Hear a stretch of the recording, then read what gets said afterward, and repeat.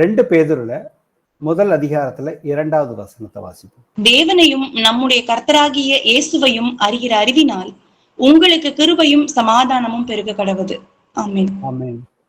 கர்த்தராகிய இயேசு கிறிஸ்துவை அறிகிற அறிவினால் நமக்கு கர்த்தர் பாராட்டின அந்த கிருபையும், அவர் ஏற்கனவே நமக்கு சமாதானத்தை கொடுத்திருக்கிறாரு. அது எப்பொழுதுமே பெருகி கொண்டு இருக்கணுங்கிறது தான் கர்த்தருடைய சித்தமாக இருக்கிறது. ஏன்னா அவருடைய கிருபையினாலே நாம் விசுவாசத்தை கொண்டு ரட்சிக்கப்பட்டோன்னு சொல்லி எபேசியர் 2வது அதிகாரத்துல வசனம் இருக்குது. அதே போல ஏசப்பா யோவான்ல சொல்லியிருப்பாரு 14-15 என் சமாதானத்தை நான் உங்களுக்கு தருகிறேன்னு சொல்லியிருக்கிறார். அந்த சமாதானம் உலகம் கொடுக்கிற சமாதானம் மாதிரி கிடையாது, என்னுடைய சமாதானம்னு சொல்லி கர்த்தர் சொல்லியிருக்காரு. ஆனா இன்னைக்கு நாம எல்லோருமே அவருடைய ஆவியை பெற்றுக்கொண்டு இன்னைக்கு ஒரு சிறு குழுவாக சபையாக கூடி நாம் அனுதினமும் தேவனை அறிகிற அறிவுல நாம வளர்றோம். ஆனா அந்த வளர்த்தியில கர்த்தர் சொல்ற மிகப்பெரிய 2 விஷயம் அவருடைய கிருபையும் அவருடைய சமாதானமும் என்னைக்குமே பெருகிக்கிட்டே இருக்கணும்னு சொல்லியிருக்காரு. அதை குறித்து இன்னைக்கு தியானித்து பார்ப்போம். கொலோசியர்ல 2வது அதிகாரத்துல 3வது வசனம். அவருக்குள் ஞானம் அறிவு என்பவைகள் ஆகிய பொக்கிஷங்கள் எல்லாம் அடங்கி இருக்கிறது. ஆமென். ஆமென். சோ இன்னைக்கு நம்ம கிட்ட இருக்கிற அந்த உலக அறிவு, அந்த ஞானம், இதெல்லாம் நம்மளுடைய எக்ஸ்பீரியன்சஸ்ல நாம படிச்ச படிப்பினைகள்ல, அதே போல நாம அனுபவங்கள் மூலியமாக பெற்ற காரியங்கள் இருக்குது. ஆனா அதற்கு மேலாக நமக்கு பரலோகத்துல பொக்கிஷமாக வைக்கப்பட்டிருக்கிற அந்த அறிவும் ஞானமும் கர்த்தருக்குள்ள இருக்குது அப்படின்னு தான் நமக்கு வேதம் சொல்லுகிறது. அப்ப கர்த்தருக்குள்ள இருக்கிற அந்த பொக்கிஷத்தை நாம தேடி பார்க்கணுங்கிறது தான் கர்த்தருடைய சித்தமாக இருக்கிறது. நாம எந்த அளவுக்கு தேடுறோமோ அந்த அளவுக்கு நமக்கு அவருடைய கிருபை என்றைக்குமே நம்ம கூடவே இருக்கும். சமாதானம், அவர் கிருபை இருந்துச்சுன்னா ஆட்டோமேட்டிக்கா எல்லா காரியங்களிலும் நமக்கு கர்த்தர் சமாதானத்தோட நம்மளை என்றைக்கும் வழி நடத்துவாரு. ஏன்னா சகல பரிபூரணமும் அவருக்குள்ளே வாசமாய் இருக்கிறது. நமக்கு இந்த பூமிக்குரிய வாழ்க்கைக்கும் அதே போல ஆவிக்குரிய வாழ்க்கைக்கும் தேவையான எல்லா பரிபூரணம், நமக்கு தேவையான எல்லா டூல்ஸுமே கர்த்தராகி இயேசு கிறிஸ்துவுக்குள்ள கொடுத்திருக்கிறாரு. அதை நாம தேடிதான் நாம ஒவ்வொன்றா தேடுங்கள், தட்டுங்கள், கேளுங்கள் கர்த்தர் சொல்லியிருக்காரு. நீங்கள் கேளுங்கள் உங்களுக்கு கொடுக்கப்படும், தேடுங்கள் நீங்க கண்டிப்பா கண்டுபிடிச்சிருவீங்கன்னு ஆண்டவர் சொல்லியிருக்காரு. தட்டுங்கள் உங்களுக்கு திறக்கப்படும் சொல்லியிருக்காரு. இது எல்லாமே ஆவிக்குரிய விஷயங்களை தான் கர்த்தர் சொல்லியிருக்கிறாரு. நமக்கு மாம்சத்துக்குரிய காரியங்களை எல்லாமே கர்த்தர் கொடுக்கறதுக்கு ரெடியா தான் இருக்கிறார். அதை இலவசமாக கொடுக்கிறேன். முதலாவது நீங்க தேவனுடைய ராஜ்யத்தையும் அதன் நீதியும் தேடுங்கள், உங்களுக்கு இவைகள் எல்லாம் சேர்த்து கொடுக்கப்படும். நான் ஏசாயா 11:2 சொல்லிப்பாரு, ஞானத்தையும் உணர்வையும் அருளும் ஆவியும், ஆலோசனையையும் பலனையும் அருளும் ஆவியும், அறிவையும் கர்த்தருக்கு பயப்படுகிற பயத்தை அருளும் ஆவியும் ஆகிய கர்த்தருடைய ஆவியானவர் அவர் மேல் தங்கி இருப்பார். அப்ப இன்னைக்கு கர்த்தராகிய இயேசு கிறிஸ்து மாம்சத்துல வெளிப்பட்டப்ப தேவனுடைய ஆவியானவர் அவர் மேல தங்கி இருந்தப்ப இவ்வளவு விஷயங்களுமே அவருக்குள்ளாக இருந்துச்சு. அதே போலதான் இன்னைக்கு நாமளும் கிறிஸ்துவின் ஆவி இல்லாதவன் அவருடையவன் அல்ல. யார் யாரெல்லாம் கிறிஸ்துவின் நாமும் தரிக்கப்பட்ட அவருடைய ஆவியை பெற்றிருக்கிறோமோ நமக்கும் கர்த்தர் இது எல்லாத்தையும் கொடுத்திருக்கிறார். கொலோசியர் 3:3 வாசிப்போமே. ஏனென்றால் நீங்கள் மறுத்தீர்கள், உங்கள் ஜீவன் கிறிஸ்துவுடனே தேவனுக்குள் மறைந்திருக்கிறது. ஆமென். சோ ஏனென்றால் நீங்கள் மறுத்தீர்கள், நாம் எல்லோருமே கிருபையினாலே விசுவாசத்தை கொண்டு ரட்சிக்கப்பட்டிருக்கிறோம்னாக்கா அதே போல இன்னொரு இடத்துல உங்கள் ரட்சிப்பு நிறைவேறுவதற்கு பிரயாசப்படுங்கள். அப்ப நமக்கு கர்த்தர் நம்மளை உண்டாக்குனப்ப நம்மள ஆவி ஆத்துமா சரீரத்தை உண்டாக்கி இருக்கிறாரு. நம்மளுடைய ஆவி பிசாசுடைய ஆவி பழைய மனுஷனாக இருக்கிறப்ப அவனோட சேர்ந்துதான் நம்மளுடைய மாம்சமும் மனசும் விரும்பினவைகளை நாம செய்து கொண்டிருந்தோம். அதனாலதான் இந்த இடத்துல வசனம் சொல்லுது, நீங்கள் மரித்தீர்கள், ஆனா இன்னைக்கு அவருடைய கிருபையினாலே விசுவாசத்தை கொண்டு ரட்சிக்கப்பட்டீர்கள். இன்னைக்கு அவருடைய ஆவி நம்மளுடைய ஆவியோட ஒன்றாக இருக்கிறது. 1 கொரிந்தியர் 6வது அதிகாரத்துல 17வது வசனம் சொல்லுகிறது, கர்த்தரோட இசைந்து இருக்கிறவன் அவருடனே கூட ஒரே ஆவியாக இருக்கிறான். சோ உங்கள் ஜீவன் கிறிஸ்துவுடனே தேவனுக்குள் மறைந்திருக்கிறது. அப்ப இன்னைக்கு நம்ம நாம யாரு இந்த பூமியில வந்துட்டு ஒரு கிறிஸ்துவாக தான் வந்துட்டு நாம வந்துட்டு நடக்கிறோம். அதனாலதான் கர்த்தர் சொல்லியிருக்கிறாரு, நீங்க உங்களை வெளிச்சமாகவும் வச்சிருக்கிற, உப்பாகவும் இந்த உலகத்திற்கு நான் வச்சிருக்கிறேன் அப்படின்னு சொல்லியிருக்காரு. அது வந்துட்டு நம்மள இருந்து வெளிப்படணும்னாக்க நாம அனுதினமும் அவரை அறிகிற அறிவினால வந்துட்டு நாம வந்து வளர வேண்டும். அவரை அறிகிற அறிவில் நாம வந்துட்டு வளர்வது வந்து குறைவாக இருந்துட்டா நமக்கு அந்த ஆசீர்வாதங்கள், ஆவிக்குரிய ஆசீர்வாதங்கள் படிப்படியாக வந்துட்டு குறைய ஆரம்பிக்கும். படிப்படியாக அது குறைய ஆரம்பிக்கிறப்ப பாத்தீங்கன்னாக்க நம்மளுடைய சிந்தனைகள் எல்லாமே மாம்ச சிந்தையாகவே வந்துட்டு இருக்கு. நம்மளுடைய பேச்சுக்கள், நம்மளுடைய செய்கைகள் எல்லாம் உலகத்தோட வந்துட்டு ஒத்து போகிற மாதிரிதான் வந்து இருக்கும். எபேசியர்ல 1 அதிகாரத்துல 8வது வசனம். அந்த கிருபையை அவர் சகல ஞானத்தோடும் புத்தியோடும் எங்களிடத்தில் பெருக பண்ணினார். ஆமென். ஆமென். நம்ம முதல் வசனம் வாசிச்சோம், அந்த கிருபையும் சமாதானமும் பெருக கடவுதுன்னு. இந்த இடத்துல வந்து பவுல் வந்துட்டு அவர் வந்து தன்னை குறித்து சொல்றாரு. அவர் கர்த்தருக்குள்ள தன்னை முழுமையாக ஒப்பு கொடுத்து அவர் வந்துட்டு அவருடைய வாழ்க்கையை முழுவதுமாக ஒப்பு கொடுத்தாரு. அவர் எந்த அளவுக்கு அடிபட்டிருப்பாரு, கர்த்தருக்காக வந்துட்டு எவ்வளவு புறஜாதியர் மக்கள்கிட்ட போய் பிரயாசப்பட்டு சுவிசேஷத்தை அறிவிச்சு அங்க பெரிய அற்புதங்களையும் அடையாளங்களையும் சொல்லி கொடுத்து அநேகரை வந்துட்டு இன்னைக்கு வந்து கர்த்தருக்குள்ள வந்துட்டு கொண்டு வந்தவர் அவர் தான் புறஜாதியர் மத்தியில. அப்ப அவர் சொல்றாரு, அந்த கிருபை அவர் சகல ஞானத்தோடும் புத்தியோடும் எங்களிடத்தில் பெருக பண்ணினார்னு சொல்லியிருக்காரு. ஸோ முதல் வசனத்துல பெருக கடவுதுன்னு சொல்லி கர்த்தர் வந்துட்டு நமக்கு வந்து கட்டளையை கொடுத்துறாரு, நீங்க இதை வந்து கடைபிடிங்கிறாரு. பவுல் வந்துட்டு அதை வந்துட்டு இந்த வசனத்துல பாத்தீங்கன்னா அவர் கடைபிடிச்சு எபேசு மக்களுக்கு வந்து எழுதுறாரு, எங்ககிட்ட வந்துட்டு அதிகமாக வந்துட்டு பெருக பண்ணிட்டாரு. ஸோ அதே மாதிரிதான் நீங்களும் வந்துட்டு அவர் அறிகிற அறிவுல வந்துட்டு வளருங்க அப்படிங்கிறதான் வந்து கர்த்தர் வந்துட்டு அவர் வந்துட்டு நம்ம எல்லோருக்குமே அதை தான் வந்துட்டு அறிவுரையாக சொல்லிக்கிட்டே இருக்கிறாரு.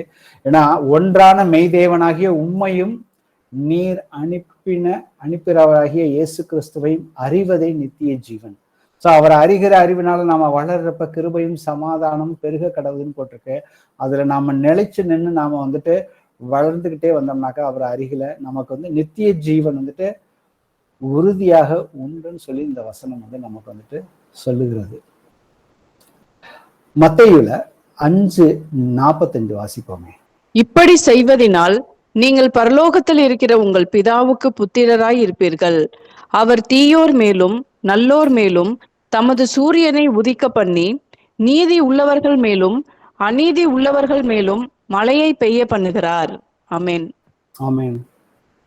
இப்படி செய்வதனால் அப்படின்னு வந்துட்டு கர்த்தர் எதை குறிக்கிறார்னாக்க, உங்கள் சத்துருக்களை சிநேகியுங்கள், உங்களை சபிக்கிறவர்களை ஆசீர்வதியுங்கள், உங்களை பகைக்கிறவர்களுக்கு நன்மை செய்யுங்கள், உங்களை நிந்திக்கிறவர்களுக்காகவும் உங்களை துன்பப்படுத்துகிறவர்களுக்காகவும் ஜெபம் பண்ணுங்கள்னு சொல்லியிருக்காரு.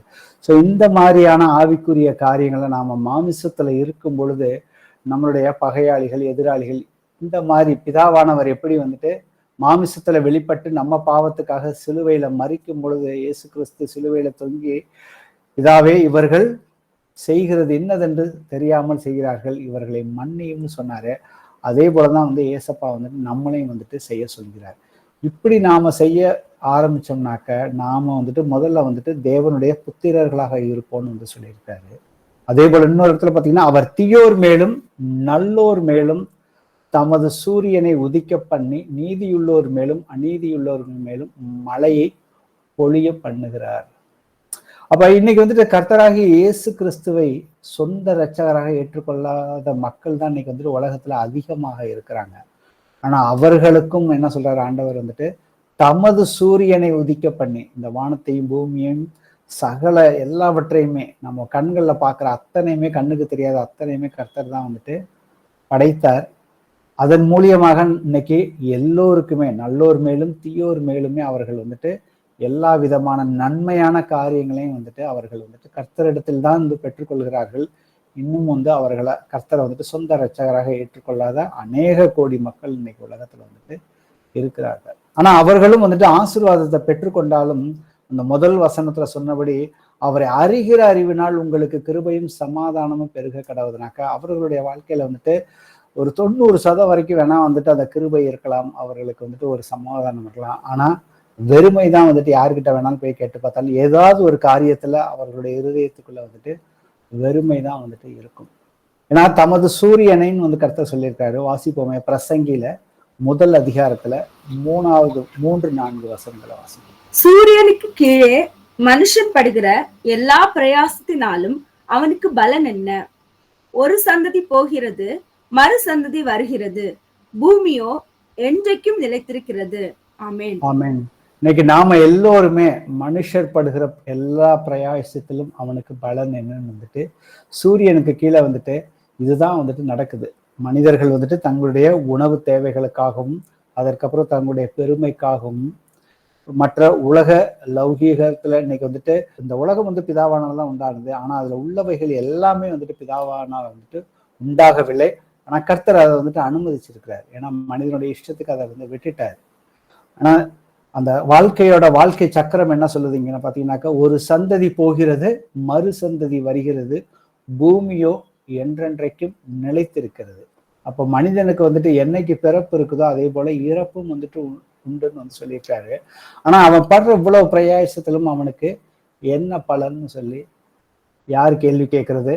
ஏசப்பா வந்துட்டு சாலமன் மூலியமாக வந்துட்டு இந்த கேள்வியை வந்துட்டு எழுப்புறாரு மனிதன் நமக்கு.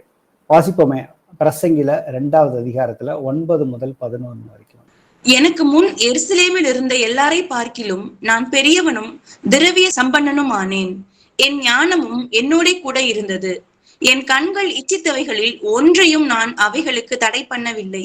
என் இருதயத்திற்கு ஒரு சந்தோஷத்தையும் நான் வேண்டாம் என்று விளக்கவில்லை. நான் செய்த முயற்சிகள் எல்லாம் என் மனம் மகிழ்ச்சி கொண்டிருந்தது. இதுவே என் பிரயாசங்கள் எல்லாவற்றினாலும் எனக்கு வந்த பலன். என் கைகள் செய்த சகல வேலைகளையும் நான் பட்ட எல்லா பிரயாசத்தையும் கண்ணோக்கி பார்த்தேன். இதோ எல்லாம் மாயையும் மனதுக்கு சஞ்சலமுமாய் இருந்தது. சூரியனுக்கு கீழே பலன் ஒன்றும் இல்லை. ஆமென். ஆமென். சூரியனுக்கு கீழே பலன் ஒன்றும் இல்லை. இதை யார் வந்துட்டு எழுதுறதுனாக்கா சாலமன். ஏசப்பாவே பூமியில வந்தப்ப என்ன சொல்றாருனாக்கா, சாலமன் தான் வந்துட்டு உலகத்திலேயே வந்துட்டு பெரிய ஞானி. அவரை பார்க்கிலும் பெரிய ஞானி இங்க இருக்கிறேன்னு வந்து ஆண்டவர் வந்து சொல்லுவாரு. ஆனா அந்த பெரிய ஞானி வந்துட்டு என்ன பண்ணாருனாக்க, எல்லாவற்றையுமே அவருடைய அந்த பிரசங்கி முழுக்க படிச்சு பார்த்தீங்கன்னாக்கா, அவர் ராஜாவாக இருந்த பொழுது கர்த்தர் கொடுத்த எல்லா ஞானத்தினாலும் அவர் வந்துட்டு எதை மனசுக்கு நினைச்சது எல்லாத்தையும் வந்துட்டு அவர் வந்துட்டு இன்னைக்கு செஞ்சு பார்த்தாரு. அவர் வந்து தன் கண்கள்ல இச்சித்தவைகள்ல வந்துட்டு ஒன்றுக்குமே வந்துட்டு தடை பண்ணவே இல்லை. தன் கண்கள்ல பார்க்கறது, அது வந்துட்டு இருதயத்துக்கு வந்து சந்தோஷத்தை கொடுக்குற எந்த ஒரு காரியத்தையுமே அவர் விளக்கவே இல்லை.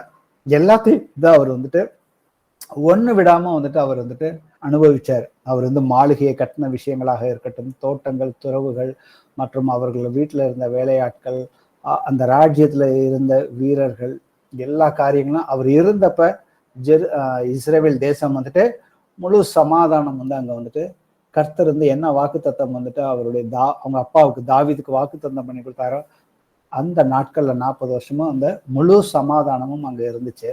அவரே கடைசியா என்ன சொல்றாருனாக்க, நான் எல்லா காரியத்தையும் நான் வந்துட்டு என் பிரயாசத்தை முழுக்க நான் வந்து பார்த்தேன், எல்லாமே வந்துட்டு மாயை, மனதுக்கு சஞ்சலமாக இருக்கிறது, சூரியனுக்கு கீழே பலன் ஒன்றுமே இல்லை. இப்ப சூரியனுக்கு கீழே பலன் ஒன்றுமே இல்லைனாக்க கர்த்தர் வந்துட்டு எங்க இருக்கிறாரு? சூரியனுக்கு மேல இருக்கிறாரு.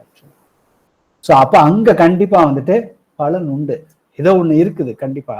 அதுதான் இன்னைக்கு நம்ம வந்துட்டு அவர் அறிகிற அறிவுல வந்துட்டு வளருங்கள். அது என்னவென்று நாம வந்துட்டு ஆராய்ச்சி பண்ணணும், தேடணும், தேடி பார்த்து அதை என் வாழ்க்கையில வந்துட்டு அதை நான் வந்து செய்து பார்க்கணும். அந்த வசனத்தை வந்து நான் வந்து வாசிக்கிறதுனால மாத்திரம் எனக்கு அந்த எந்த ஒரு சந்தோஷமோ எந்த ஒரு பலனோ கிடைக்க போறதில்ல.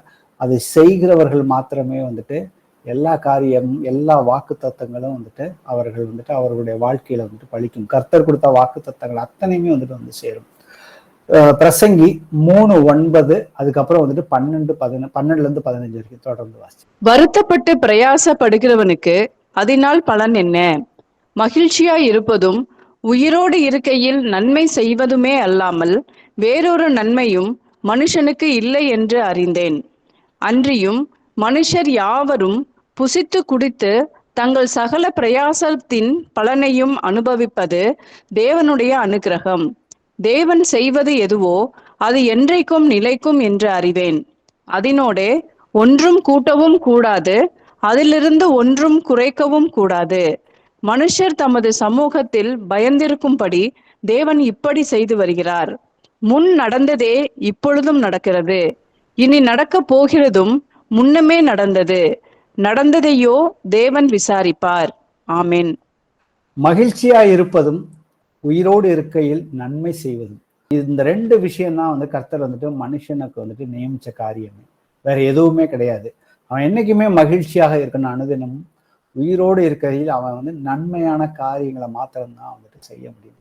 ஸோ அது இன்னைக்கு சாத்தியமா அப்படின்னு நம்ம உலகத்தை நாம திரும்பி பார்க்குறப்ப அது சாத்தியமே கிடையாது. அது நம்மளுடைய வாழ்க்கையிலையுமே கர்த்தரை வந்து சொந்த இரட்சகராக ஏற்றுக்கொள்வதற்கு முன்பாகவும் ஸோ இந்த வசனம் வந்துட்டு முழுமையாக எனக்குள்ள வந்துட்டு பலிக்கலை. மகிழ்ச்சியாக என்னைக்காவது எல்லா நாளும் இருந்திருக்கானா? நான் எப்பொழுதுமே வந்துட்டு நன்மையான காரியங்களை மாத்திரம் சிந்திச்சிருந்தேன். சிந்திச்சு அதுக்கு மாதிரி செயல்பட்டனா அப்படின்னு பார்த்தோம்னா அப்படி வந்துட்டு கிடையவே கிடையாது. ஆனா கர்த்தர் வந்துட்டு இதை தான் வந்துட்டு செய்யணும்னு வந்து சொல்லியிருக்கிறாரு. அப்புறம் மனுஷர் தமது சமூகத்தில் பயந்திருக்கும்படி தேவன் இப்படி செய்து வருகிறார்.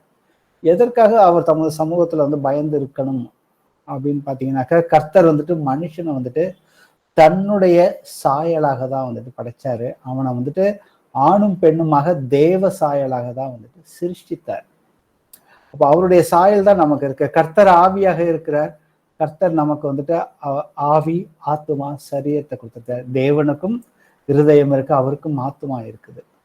நமக்கு வந்து அதோட வந்துட்டு ஒரு சரீரத்தை வந்துட்டு இந்த பூமிக்குரிய அந்த கூடாரத்துல நாம வந்துட்டு வசிப்பதற்கு நமக்கு வந்துட்டு அந்த பூமிக்கு ஏற்ற அந்த சீதோசன நிலைக்கு ஏற்றபடி நாம இந்த உலகத்துல வாழ்வதற்கு, இந்த பூமிக்கு ஏற்ற வாழ்க்கை வாழ்வதற்கு நமக்கு ஒரு மாம்சமான சரீரம் அந்த மண்ணுனால மனுஷனை வந்துட்டு உண்டாக்குனாரு. அதனால வந்து மண்ணுனால சாப்பிட்ற எல்லா விஷயமே, மண்ணிலிருந்து கிடைக்கக்கூடிய உணவுப் பொருட்கள் அத்தனையுமே நம்மளுடைய உடம்போட வந்துட்டு ஒத்து போகிறது. அப்ப கர்த்தர் வந்துட்டு என்ன சொல்லியிருக்காரு? இன்னொரு காரியம், முன் நடந்ததுதான் இப்பொழுது நடக்கும். ஆதி ஆகமத்திலிருந்து இன்னைக்கு வரைக்கும் வந்துட்டு மனிதர்களுக்கு வந்துட்டு நடக்கிற சம்பவங்கள் எதுவுமே வினோதமானது எதுவுமே கிடையாது. முன் என்ன நடந்ததோ அதுதான் வந்துட்டு நடக்கும். ஸோ நடந்ததை தான் வந்து தேவன் வந்து விசாரிக்க போகிறார். ஏன்னா அவனவன் கிரிகைகளுக்கு தக்க நாம பூமியில இருக்கும் பொழுதும் சரி, நாம வந்து இந்த பூமியை விட்டு நாம புறப்பட்டு அவர்கிட்ட போகிறப்பையும் வந்துட்டு கண்டிப்பா வந்துட்டு கர்த்தர் வந்துட்டு நம்மளுடைய நடக்கைக்கு தக்க அவர் விசாரித்து கொண்டே தான் வந்து இருப்பார். பிரசங்கில 3வது அதிகாரத்துல 16-18 வரைக்கும் வாசி. பின்னும் சூரியனுக்கு கீழே நான் நியாயஸ்தலத்தை கண்டேன். அங்கே அநியாயம் இருந்தது. நீதி ஸ்தலத்தையும் கண்டேன். அங்கே அநீதி இருந்தது. சகல எண்ணங்களையும் சகல செய்கைகளையும் நியாயம் தீர்க்கும் காலம் இனி இருக்கிறபடியால் சன்மார்க்கனையும் துன்மார்க்கனையும் தேவன் நியாயம் தீர்ப்பார் என்று என் உள்ளத்தில் எண்ணினேன். மனுபுத்திரர் தாங்கள் மிருகங்களைப் போல் இருக்கிறார்கள் என்பதை அவர்கள் காணும்படிக்கு தேவன் அவர்களை சோதிக்கிறார் என்று நான் மனுஷருடைய நிலைமையை குறித்து என் உள்ளத்தில் எண்ணினேன். ஆமென். இந்த பூமிக்குரிய ராஜ்யங்கள்ல பாத்தீங்கன்னாக்க அங்க நியாயத்தை விசாரிக்கிறதற்கு நீதிமன்றங்கள் எல்லாம் இருக்குது. அதுல எதையுமே வந்து கர்த்தர் வந்துட்டு அங்க வந்துட்டு நீதியை வந்து பார்க்கவே இல்லை. அங்க அநீதி தான் வந்து இருக்கிறதுன்னு சொல்லியிருக்காரு. ஸோ ஆகையால் வந்துட்டு கர்த்தர் வந்துட்டு ஒரு நாளைக்கு கண்டிப்பா வந்துட்டு எல்லாத்தையுமே வந்து நியாயம் தீர்ப்பார். யாரை நியாயம் தீர்க்க போறாரு? நல்லவனையும் கெட்டவனையும் வந்துட்டு கண்டிப்பா வந்துட்டு நியாயம் தீர்க்க போகிறார். நல்லவன் கர்த்தர் சொல்றது வந்துட்டு தேவனுடைய ஆவியை பெற்றுக்கொண்டவர்கள். தேவனுடைய ஆவியை பெற்றுக்கொண்டவர்களுக்குள்ளே வந்துட்டு நல்லவர்களும் கெட்டவர்களும் இருக்கிறாரு. அது அவருடைய வருகையின் போது அவர் நியாயம் விசாரிப்பார். இதை குறித்து மத்தேயு 25 அவர் எப்படி விசாரிப்பார் அப்படிங்கிற விஷயமும் அதுல வந்து இருக்குது. அதை ஆனா அவர் வந்து நியாயம் தீர்க்கிறார். மனுஷருடைய அவனுடைய மனது வந்துட்டு எப்படி இருக்கிறது அப்படிங்கிறத வந்துட்டு மனுபுத்திரர் தாங்கள் மிருகங்களைப் போல இருக்கிறார்கள் என்பதை அவர்கள் காணும்படி தேவன் அவர்களை சோதிக்கிறார் என்று நான் மனுஷனுடைய நிலைமையை குறித்து என் உள்ளத்தில் எண்ணினேன். அப்ப நாம இந்த வசனத்தை வச்சு நாம கர்த்தருக்குள்ள வர்றதுக்கு முன்னாடி நம்ம பழைய மனுஷன் வந்து எப்படி வந்துட்டு இருந்தான், கர்த்தருக்கு சித்தமானபடி இருந்தானா, இல்லை இந்த வசனத்தின் படி வந்துட்டு நாம வந்துட்டு மிருகங்களை போல, மிருகங்கள் வந்துட்டு எதையுமே சிந்திப்பதில்லை, சிந்தித்து செயல்படுவதில்லை. ஆனா சிந்தித்து நாம செயல்பட ஆரம்பிச்சோம்னாக்க மனுஷன் வந்துட்டு நன்மையான காரியங்களை மாத்திரம் வந்து இந்த பூமியில செய்வதுதான் வந்து கர்த்தருடைய சித்தமாக இருந்தது. வாசிப்போம் மத்தேயுல 16:26. மனுஷன் உலகம் முழுவதையும் ஆதாயப்படுத்தி கொண்டாலும் தன் ஜீவனை நஷ்டப்படுத்தினால் அவனுக்கு லாபம் என்ன? மனுஷன் தன் ஜீவனுக்கு ஈடாக எண்ணத்தை கொடுப்பான். ஆமென். இந்த இடத்துல வந்து தன்னுடைய ஜீவன் அப்படின்னு சொல்றது கர்த்தர் வந்துட்டு நம்மளுடைய ஆத்மாவை குறித்து தான் வந்து சொல்லியிருக்கிறாரு. ஏன்னா ஆத்துமாவை கொல்ல வல்லவர்களாயிராமல் சரீரத்தை மாத்திரம் கொல்ல வல்லவர்களுக்கு நீங்கள் பயப்பட வேணாம். ஆத்துமாவையும் சரீரத்தையும் நரகத்துல அழிக்க வல்லவருக்கே பயப்படுங்கன்னு சொல்லி ஏசப்பா மத்தேயுல 10வது அதிகாரத்துல 28வது வசனத்துல வந்துட்டு கூறியிருக்கிறார். அப்ப நாம இன்னைக்கு சாலமன் சொல்றாரு, அவர் வந்துட்டு எல்லாத்தையுமே அனுபவிச்சார், எல்லா விஷயங்கள்லையுமே வந்துட்டு அவர் வந்துட்டு எல்லாத்தையுமே, ஏன்னா கர்த்தர் அந்த அளவுக்கு ஞானத்தை வந்துட்டு கொடுத்திருக்கிறார். அந்த ஞானத்தின் மூலியமாக அவர் எல்லாவற்றையுமே அனுபவிச்சார், எல்லாவற்றையுமே சாதித்தார். ஆக்சுவலா கடைசியா வந்துட்டு அவருடைய வயோதிக காலத்துல வந்துட்டு அவர் மனம் திரும்பி எழுதின அந்த வார்த்தைகள் தான். அதே போலதான் கர்த்தர் அதே வசனத்தை தான் ரெஃபரன்ஸ் எடுக்கிறாரு. மனுஷன் உலகம் முழுவதையும் ஆதாயமாக்கி கொண்டால் தன் ஜீவனை நஷ்டப்படுத்தினால் அவனுக்கு லாபமே கிடையாது. ஏன்னா நீ மண்ணா இருக்கிறாய், நீ மண்ணுக்கு தான் வந்துட்டு திரும்பி போக போகிறார். வாசிப்போமே பிரசங்கில 12வது அதிகாரத்துல 7-8. இவ்விதமாய் மண்ணானது தான் முன்னிருந்த பூமிக்கு திரும்பி, ஆவி தன்னை தந்த தேவனிடத்திற்கு மறுபடியும் போகாததற்கு முன்னும் அவரை உன் வாலிப பிரயாலே நினை. மாயை மாயை, எல்லாம் மாயை என்று பிரசங்கி சொல்லுகிறான். ஆமேன். இந்த உலக வாழ்க்கையே வந்துட்டு எல்லாமே மாயமான வாழ்க்கை தான் சொல்லியிருக்கிறாரு. அதனாலதான் கர்த்தர் வந்து இயேசு கிறிஸ்து அவருடைய ஆவியை நம்ம வந்து ஞானஸ்தானத்தின் பொழுது கொடுக்கும் பொழுது இந்த உலகத்தை விட்டு பிரிஞ்சு இந்த மாறுபாடான சந்ததியை விட்டு உங்களை நீங்க வந்து ரட்சித்துக் கொள்ளுங்கள் அப்படின்னு வந்துட்டு ஆண்டவர் வந்துட்டு சொல்லியிருக்கிறாரு. அவர் வந்துட்டு நம்ம திவ்ய சுபாவத்துக்கு நம்ம கர்த்தரோட எப்பொழுதுமே வந்துட்டு இந்த பூமியில இருக்கும் பொழுதும் சரி, இந்த பூமியை விட்டு அவர்கிட்ட போகும் பொழுதும் சரி, அவரோட நாம வந்துட்டு அந்த போகக்கூடிய அந்த வழிமுறைகளை எல்லாவற்றையுமே கர்த்தர் வந்துட்டு அவருடைய ஆவியில நமக்கு வந்து முழுமையாக கொடுத்திருக்கிறார். அதனாலதான் அந்த இடத்துல சொல்லியிருக்காரு, அவரை உன் வாலிப பிரயாயத்திலே நினை. உன்னுடைய ஆவி எப்படிதான் வந்துட்டு தேவனிடத்துக்கு தான் போகிறது. ஆனா போகிறதுக்கு முன்னாடி அவர் எப்படி இருக்கிறாரோ அதே மாதிரி நீனும் இருக்க வேண்டும். அவர் பரிசுத்தமாக இருக்கிறார், நாமளும் நம்முடைய எல்லா நடக்கைகளிலும் பரிசுத்தமாக இருக்கணும். 1 தெசலோனியர் 5:23 சொல்வது போல உங்கள் ஆவி, ஆத்துமா, சரீரம் இவை அனைத்துமே கர்த்தர் வந்து வருகையின் போது குற்றமற்றதாக காக்கப்படுவதாகன்னு போட்டிருக்கு. ஸோ நாம தான் வந்துட்டு பரிசுத்தமா இருக்கிறதுக்கு அவர் அவருடைய ஆவியை கொடுத்திருக்கிறாரு. ஆனா நம்முடைய ஆத்துமாவும் மறுரூபமாக வேண்டும். அதற்கேற்றபடி நம்முடைய சரீர செய்கைகளும் பரிசுத்தமாக இருக்க வேண்டும். அப்ப இதற்கு அடிப்படையா வந்துட்டு தேவையான காரியம் வந்து பாத்தீங்கன்னாக்க தேவனையும் நம்முடைய கர்த்தராகிய இயேசு கிறிஸ்துவையும் அறிகிற அறிவினால் உங்களுக்கு கிருபையும் சமாதானம் பெருக கடவுது. இப்ப பவுல் சொன்ன மாதிரி நாமளும் வந்துட்டு சொல்லணும், எங்களுக்கு வந்துட்டு கிருபை வந்துட்டு பெருகி கொண்டே இருக்கிறது ஒவ்வொரு நாளும். ஸோ அதற்கு வந்துட்டு கர்த்தர்கிட்ட தான் வந்துட்டு எல்லா ஞானமும் அறிவுங்கிற அந்த பொக்கிஷம் அவருக்குள்ளதான் இருக்குது. எல்லாமே வந்துட்டு சரீர பிரகாரமாக அவருக்குள்ள வந்துட்டு பரிபூரணமாக வாசமாக இருக்குது. வாசிப்போமே எபேசியர்ல 1:3. நம்முடைய கர்த்தராகிய இயேசு கிறிஸ்துவின் பிதாவாகிய தேவனுக்கு ஸ்தோத்திரம். அவர் கிறிஸ்துவுக்குள் உன்னதங்களிலே ஆவிக்குரிய சகல ஆசீர்வாதத்தினாலும் நம்மை ஆசீர்வதித்திருக்கிறார். ஆமென். ஆமென். ஸோ ஏசப்பா நம்மளை ஏற்கனவே வந்துட்டு உன்னதங்களிலே கிறிஸ்துவுக்குள்ள வந்துட்டு ஆவிக்குரிய சகல ஆசீர்வாதத்தினாலும் அவர் வந்துட்டு கொஞ்சம் இங்க கொஞ்சம் அங்க கொஞ்சம் கிடையாது, எல்லா ஏரியாலையுமே நமக்கு இந்த வாழ்க்கைக்குரிய தேவைக்குரிய எல்லா விதத்திலையும் அவர் வந்துட்டு நம்மளை வந்துட்டு ஆசீர்வதிச்சிருக்கிறார். அது எப்பனாக்க கிறிஸ்துவின் ஆவி எனக்குள்ள இருந்து அவரை அறிகிற அறிவுல நாம வளர்றப்ப இது எல்லாமே நமக்குள்ள வந்துட்டு செயல்பாட்டுக்கு வந்துட்டு வர ஆரம்பிக்கும். அந்த ஆசீர்வாதங்கள் எல்லாம் வந்துட்டு நம்ம அனுதினமும் வந்துட்டு அதை அனுபவிப்பவராக தான் நம்மளால இருக்க முடியும். 2 பேதுருல 1 அதிகாரத்துல 3-4 வாசிப்போம். தம்முடைய மகிமையினாலும் காருண்யத்தினாலும் நம்மை அழைத்தவரை அறிகிற அறிவினாலே ஜீவனுக்கும் தேவ பக்திக்கும் வேண்டிய யாவற்றையும் அவருடைய திவ்ய வல்லமையானது நமக்கு தந்தொழினதுமன்றி இச்சையினால் உலகத்தில் உண்டான கேட்டிற்கு தப்பி திவ்ய சுபாவத்திற்கு பங்குள்ளவர்கள் ஆகும் பொருட்டு மகா மேன்மையும் அருமையுமான வாக்கு தத்தங்களும் அவைகளினாலே நமக்கு அளிக்கப்பட்டிருக்கிறது. ஆமென். இன்னைக்கு நாம வந்து பரிசுத்தமாக இந்த பூமியில முழுமையாக நாம வாழ்ந்து அவர்கிட்ட போகிறதுக்கு, பரிசுத்தம் உள்ளவர்கிட்ட போகிறதுக்கு தேவையான எல்லாவற்றையுமே கர்த்தர் வந்துட்டு நமக்கு வந்துட்டு கொடுத்துருக்கிறாரு.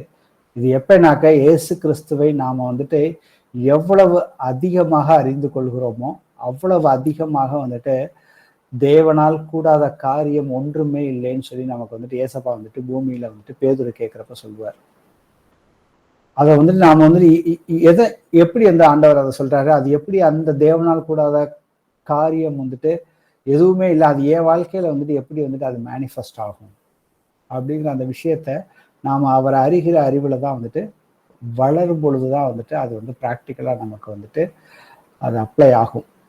ஆண்டவருடைய வந்து இயேசு கிறிஸ்துவனுடைய விலையேறப்பட்ட வாக்கு தத்தங்கள், ஏன்னா அவருடைய வாக்கு தத்தங்கள் எல்லாம் வந்துட்டு இயேசு கிறிஸ்துக்குள்ள ஆம் என்றும் ஆமென் என்றும் இருக்கிறது. அப்ப இந்த உலகத்துல உள்ள அந்த சீர்கேட்டிலிருந்து நாம வந்துட்டு விடுபட்டு எப்படி கர்த்தர் வந்துட்டு ஜெயம் கண்டாரோ அதே போல இன்னைக்கு நாம வாழ்கிற வாழ்க்கையிலையும் நாம ஒரு வெற்றிகரமான வாழ்க்கையை வந்துட்டு நாம் எல்லோருமே வந்துட்டு வாழ முடியும்னு சொல்லி நமக்கு வந்து வேத வசனம் வந்துட்டு தெளிவாக வந்துட்டு காட்டுகிறது.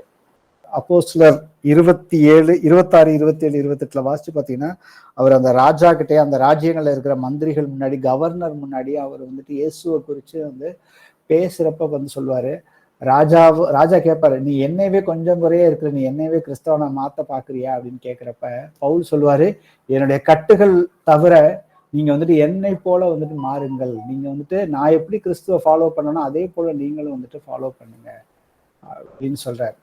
அப்ப அவர் வந்துட்டு எதற்காக அதெல்லாம் சொல்றாருனாக்க, நாம எல்லோருமே வந்துட்டு பரிசுத்தம், நமக்கு ஒரு வாழ்க்கை இருக்குது, இதை விட ஒரு மேலான ஒரு வாழ்க்கை இருக்குது, அது எல்லாமே அவர் வந்துட்டு கொடுத்துருக்காரு.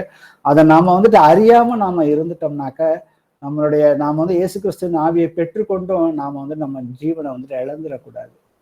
ஏன்னா அவர் கொடுத்திருக்க விஷயங்கள் எல்லாமே அவ்வளவு ஒரு அற்புதமான ஒரு வாக்கு தத்தங்கள். ஆனா அந்த வாக்கு தத்தங்கள் வந்துட்டு வசனத்தை வாசிக்கிறப்ப சந்தோஷப்படுறத விட அது என் வாழ்க்கையை நிறைவேறும் பொழுதுதான் வந்துட்டு அதற்கு ஒரு முழுமையான ஒரு சமாதானம் நமக்கு வந்துட்டு கிடைக்கும். ஏன்னா தேவன் தந்த வாக்கு தத்தங்களை எல்லாத்தையுமே அவர் என்னைக்குமே வந்துட்டு மீறவும் மாட்டார், அவர் மனம் மாறவும் மாட்டார். ஏன்னா அவர் வந்துட்டு மனம் மாறுவதற்கு அவர் ஒரு மனிதனும் அல்ல. ஏன்னா நம்ம வந்துட்டு அவர் கொடுத்திருக்கிற ஒவ்வொரு வாக்கு தத்துவத்தின் மீது வந்துட்டு நாம வந்து கவனம் செலுத்த வேண்டும். அப்படி நாம கவனம் செலுத்தினாதான் நமக்கு வர ஒவ்வொரு பிரச்சனைகளிலிருந்தும் கர்த்தர் கொடுத்த வார்த்தைகள், வசனங்கள், சாட்சிகள், இதன் மூலியமாக நாம வந்துட்டு விடுதலை அடைய முடியும். சத்தியத்தையும் அறிவீர்கள், சத்தியம் உங்களை விடுதலையாக்கும் சொல்லியிருக்காரு. அவர் வந்துட்டு இந்த பிரச்சனையில தான் விடுதலையாக்க முடியும், இந்த பிரச்சனைன்னு அவர் சொல்லவே இல்லை. எல்லா பிரச்சனைகளிலிருந்தும் அவர் விடுதலையாக்குவதற்கு வல்லவராக இருக்கிறார்.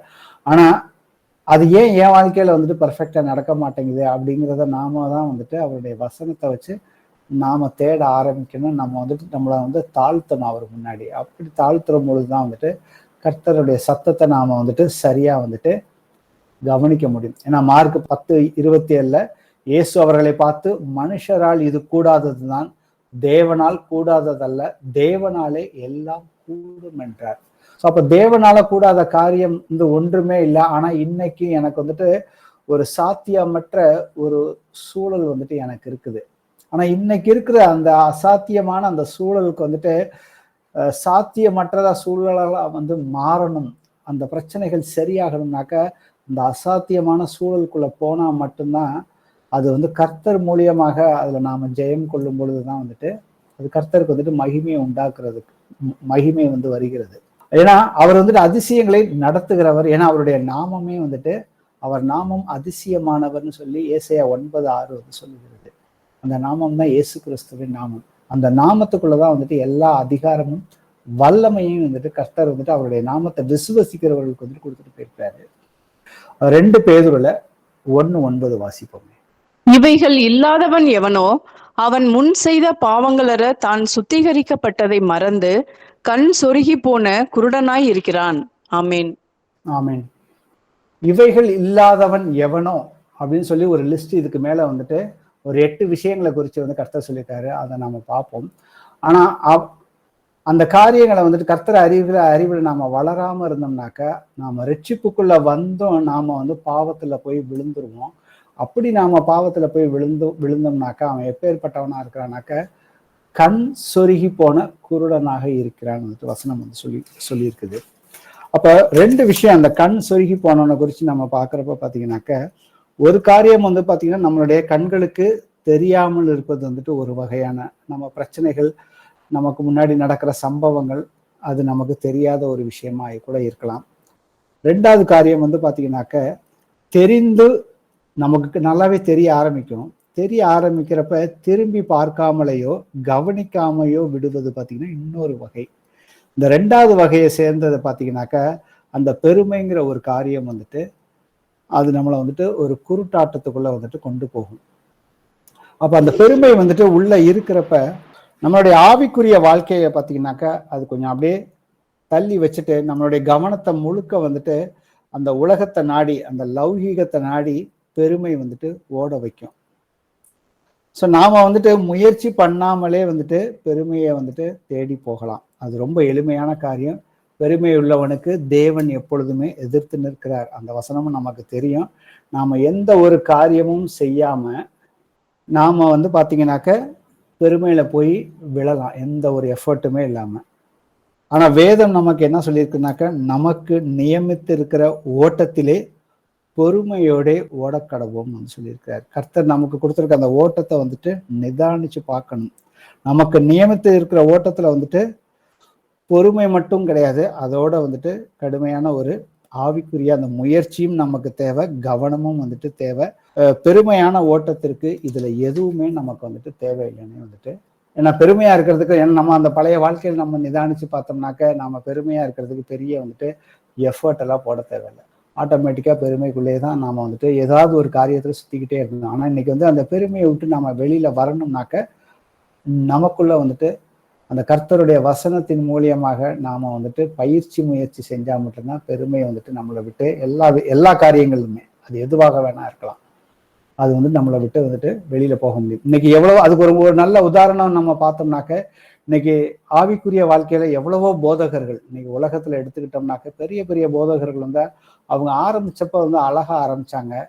ஆனா கொஞ்சம் கொஞ்சமா அவங்க வளர கிறிஸ்துவுக்குள்ள வளர ஆரம்பிக்கிறப்ப அங்க வந்துட்டு பணமும் வந்து சேருது, பெருமையும் வந்துட்டு சேருது, புகழ் வந்து சேருது, ஊழியங்கள் வந்துட்டு பெருகுது. அதுக்கப்புறம் காலப்போக்கில பாத்தீங்கன்னாக்க அந்த பெருமையினாலே சத்தியத்தையே அவங்க வந்துட்டு மாற்ற ஆரம்பிக்கிறாங்க, சத்தியத்தையே மாற்றி பேசுறாங்க. அவர்கள் எடுத்த ஞானஸ்தானம் இயேசுவின் நாமத்தினால ஒரு சில போதகர்கள்லாம் எடுத்துட்டு, ஆனா அவர்கள் வந்துட்டு போதிக்கிறது வந்துட்டு பிதா குமாரன் பரிசுத்தாவினால வந்துட்டு போதித்த போதகர்களும் உண்டு ஆக்சுவலா. அப்ப நாம வந்துட்டு நிதானிச்சு பார்க்கணும். நமக்கு நிறைய எக்ஸாம்பிள்ஸ் இன்னைக்கும் இருக்கு, பைபிள்ல இருந்து எடுக்கலாம். நமக்கு முன்னாடி இருந்த கிறிஸ்தவர்கள் மூலியம் அவர்கள் இன்னைக்கு உயிரோட இல்லைன்னா கூட அவர்களுடைய வாழ்க்கை வரலாறு பார்த்தாலும் வந்துட்டு கர்த்தருக்குள்ள இருந்தவங்களையும் பார்க்க முடியும், கர்த்தருக்குள்ள வைராக்கியமா வளர்ந்து விழுந்து போனவங்களையும் நம்மளால வந்துட்டு பார்க்க முடியும். இதெல்லாம் அடிப்படையா பார்த்தீங்கன்னா பெருமை, புகழ், பணம், இந்த மூணு காரியமும் சுத்தி தான் வரும்.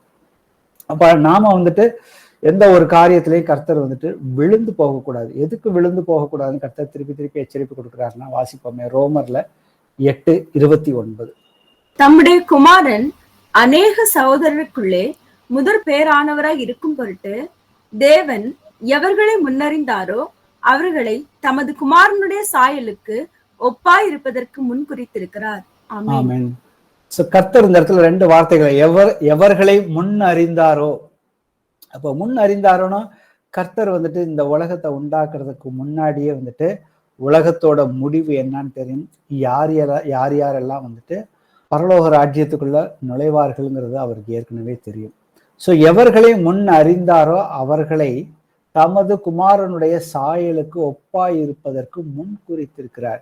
இன்னைக்கு இங்க இருக்கிற அத்தனை பேர்த்தையுமே வந்துட்டு அவர் வந்துட்டு கண்டிப்பா வந்துட்டு அவருக்கு தெரியும். ஸோ இன்னும் நபர்கள்லாம் வந்துட்டு ஒவ்வொரு காலகட்டத்திலையும் வந்துட்டு அவர்கள் வந்து இயேசு கிறிஸ்துவ வந்துட்டு சொந்த இரட்சகராக ஏற்றுக்கொள்வார்கள் அப்படின்னு ஏற்றுக்கொண்டவர்களை வந்துட்டு எப்படி முன்குறித்திருக்காருன்னா, அவர் எப்படி நாம் அவருக்குள் நிலைத்திருக்கிறேன் என்று சொல்லுகிறவன் அவர் நடந்தபடியே நாமளும் நடக்கணும்னு சொல்லியிருக்கிறார். அப்ப அது மாதிரி நாம நடப்பதற்கு அவர் வந்துட்டு முன் குறித்திருக்கிறார். இதை நல்லா வந்துட்டு நாம வந்துட்டு புரிஞ்சிருக்கணும். ஸோ எப்படி அப்படின்னாக்க, கொலோசியர்ல 3வது அதிகாரத்துல 9 முதல் 11 வசனம் வரைக்கும் வாசிப்போம். ஒருவருக்கொருவர் பொய் சொல்லாதிருங்கள். பழைய மனுஷனையும் அவன் செய்கைகளையும் களைந்து போட்டு தன்னை சிருஷ்டித்தவருடைய சாயலுக்கு ஒப்பாய் பூரண அறிவடையும்படி புதிதாக்கப்பட்ட புதிய மனுஷனை தரித்து கொண்டிருக்கிறீர்களே. அதிலே கிரேக்கன் என்றும் யூதன் என்றும் இல்லை, விருத்த சேதனம் உள்ளவன் என்றும் விருத்த சேதனம் இல்லாதவன் என்றும் இல்லை, புறஜாதியான் என்றும் புற தேசத்தான் என்றும் இல்லை, அடிமை என்றும் சுயாதீனன் என்றும் இல்லை, கிறிஸ்துவே எல்லாரிலும் எல்லாமுமாய் இருக்கிறார். ஆமென். சோ இந்த உலகத்துல இருக்க அத்தனை மனுஷனுமே வந்துட்டு ரட்சிக்கப்படணும் தான் வந்துட்டு கர்த்தருடைய சித்தமாக இருக்கிறது.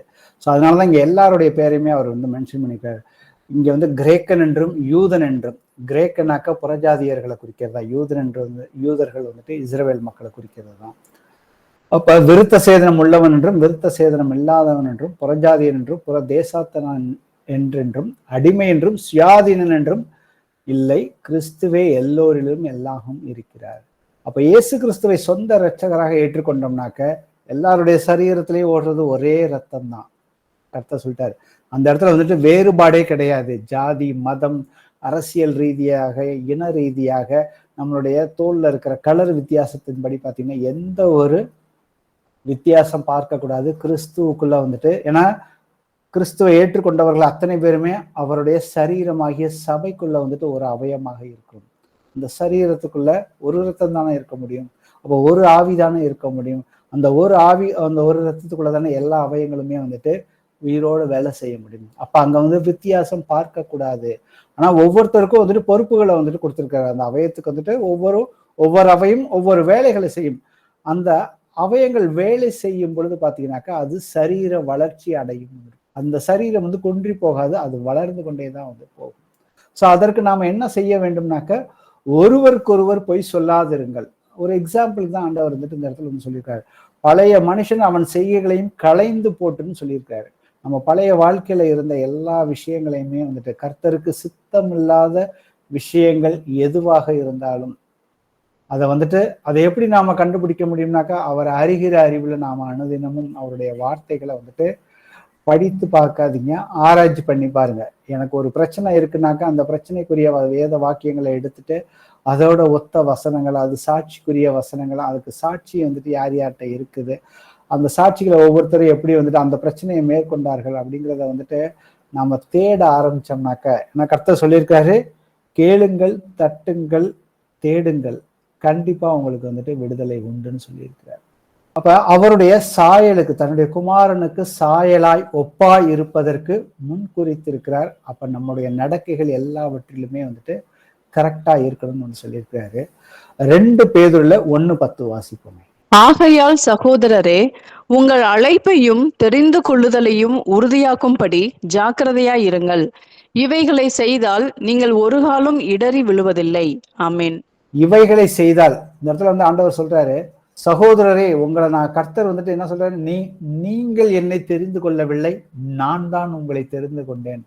மிகுந்த கனிகளை கொடுப்பதற்காக தான். அந்த நீங்க மிகுந்த கனிகளை கொடுக்க தான் வந்துட்டு பிதாவானவர் இன்னும் அதிகமாக மகிமைப்படுவார் உங்கள் மூலியமாக. அதற்காக தான் அவருடைய ஆவியை நமக்கு வந்து கொடுத்திருக்கிறார். அப்ப உங்கள் அழைப்பையும் தெரிந்து கொள்ளுதலை உறுதியாக்கிக்கணும்னு கர்த்தர் சொல்லியிருக்கிறார். அதற்கு நீங்க ஜாக்கிரதையாக இருக்குன்னு சொல்லி இந்த 10வது வசனத்துல சொல்லியிருக்காரு. இவைகளை செய்வதால் நீங்கள் ஒரு காலம் இடறி விழுவதில்லை. எவைகளைங்கிறத அடுத்த வசனத்துல வாசிப்போம். 2 பேதுருல 1:5 முதல் 8 வரைக்கும்.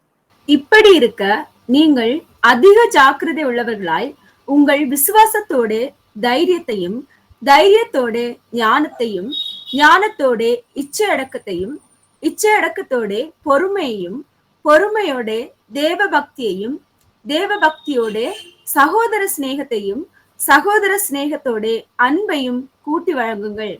இவைகள் உங்களுக்கு உண்டாயிருந்து பெருகினால் உங்களை நம்முடைய கர்த்தராகிய இயேசு கிறிஸ்துவை அறிகிற அறிவிலே வீணரும் கனியற்றோர்களுமாய் இருக்க ஒட்டாது. ஆமேன். இன்னைக்கு நாம வந்து முதல் வசனமா வாசிச்சதே பாத்தீங்கன்னா, தேவனையும் நம்முடைய கர்த்தராகிய இயேசுவையும் அறிகிற அறிவினால் உங்களுக்கு கிருபையும் சமாதானம் பெருக கடவுது.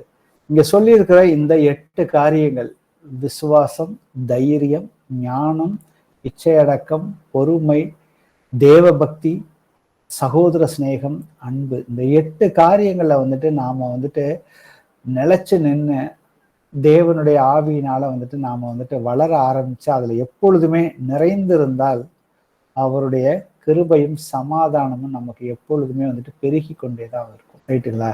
அப்ப இந்த காரியத்துல நாம வந்துட்டு எப்படி இருக்கணும்னு சொல்லியிருக்காரு. நம்ம வந்து 5வது வசனத்திலையும் சரி 10வது வசனத்திலையும் இந்த 2 வசனத்திலையும் இருக்கிற வார்த்தை வந்துட்டு ஜாக்கிரதையா இருங்கள், ஜாக்கிரதை உள்ளவர்களாய் இருங்கள் அப்படின்னு. ஏன்னா இன்னைக்கு நம்ம வாழ்கின்ற வாழ்க்கை வந்துட்டு ஒரே முறை தான்.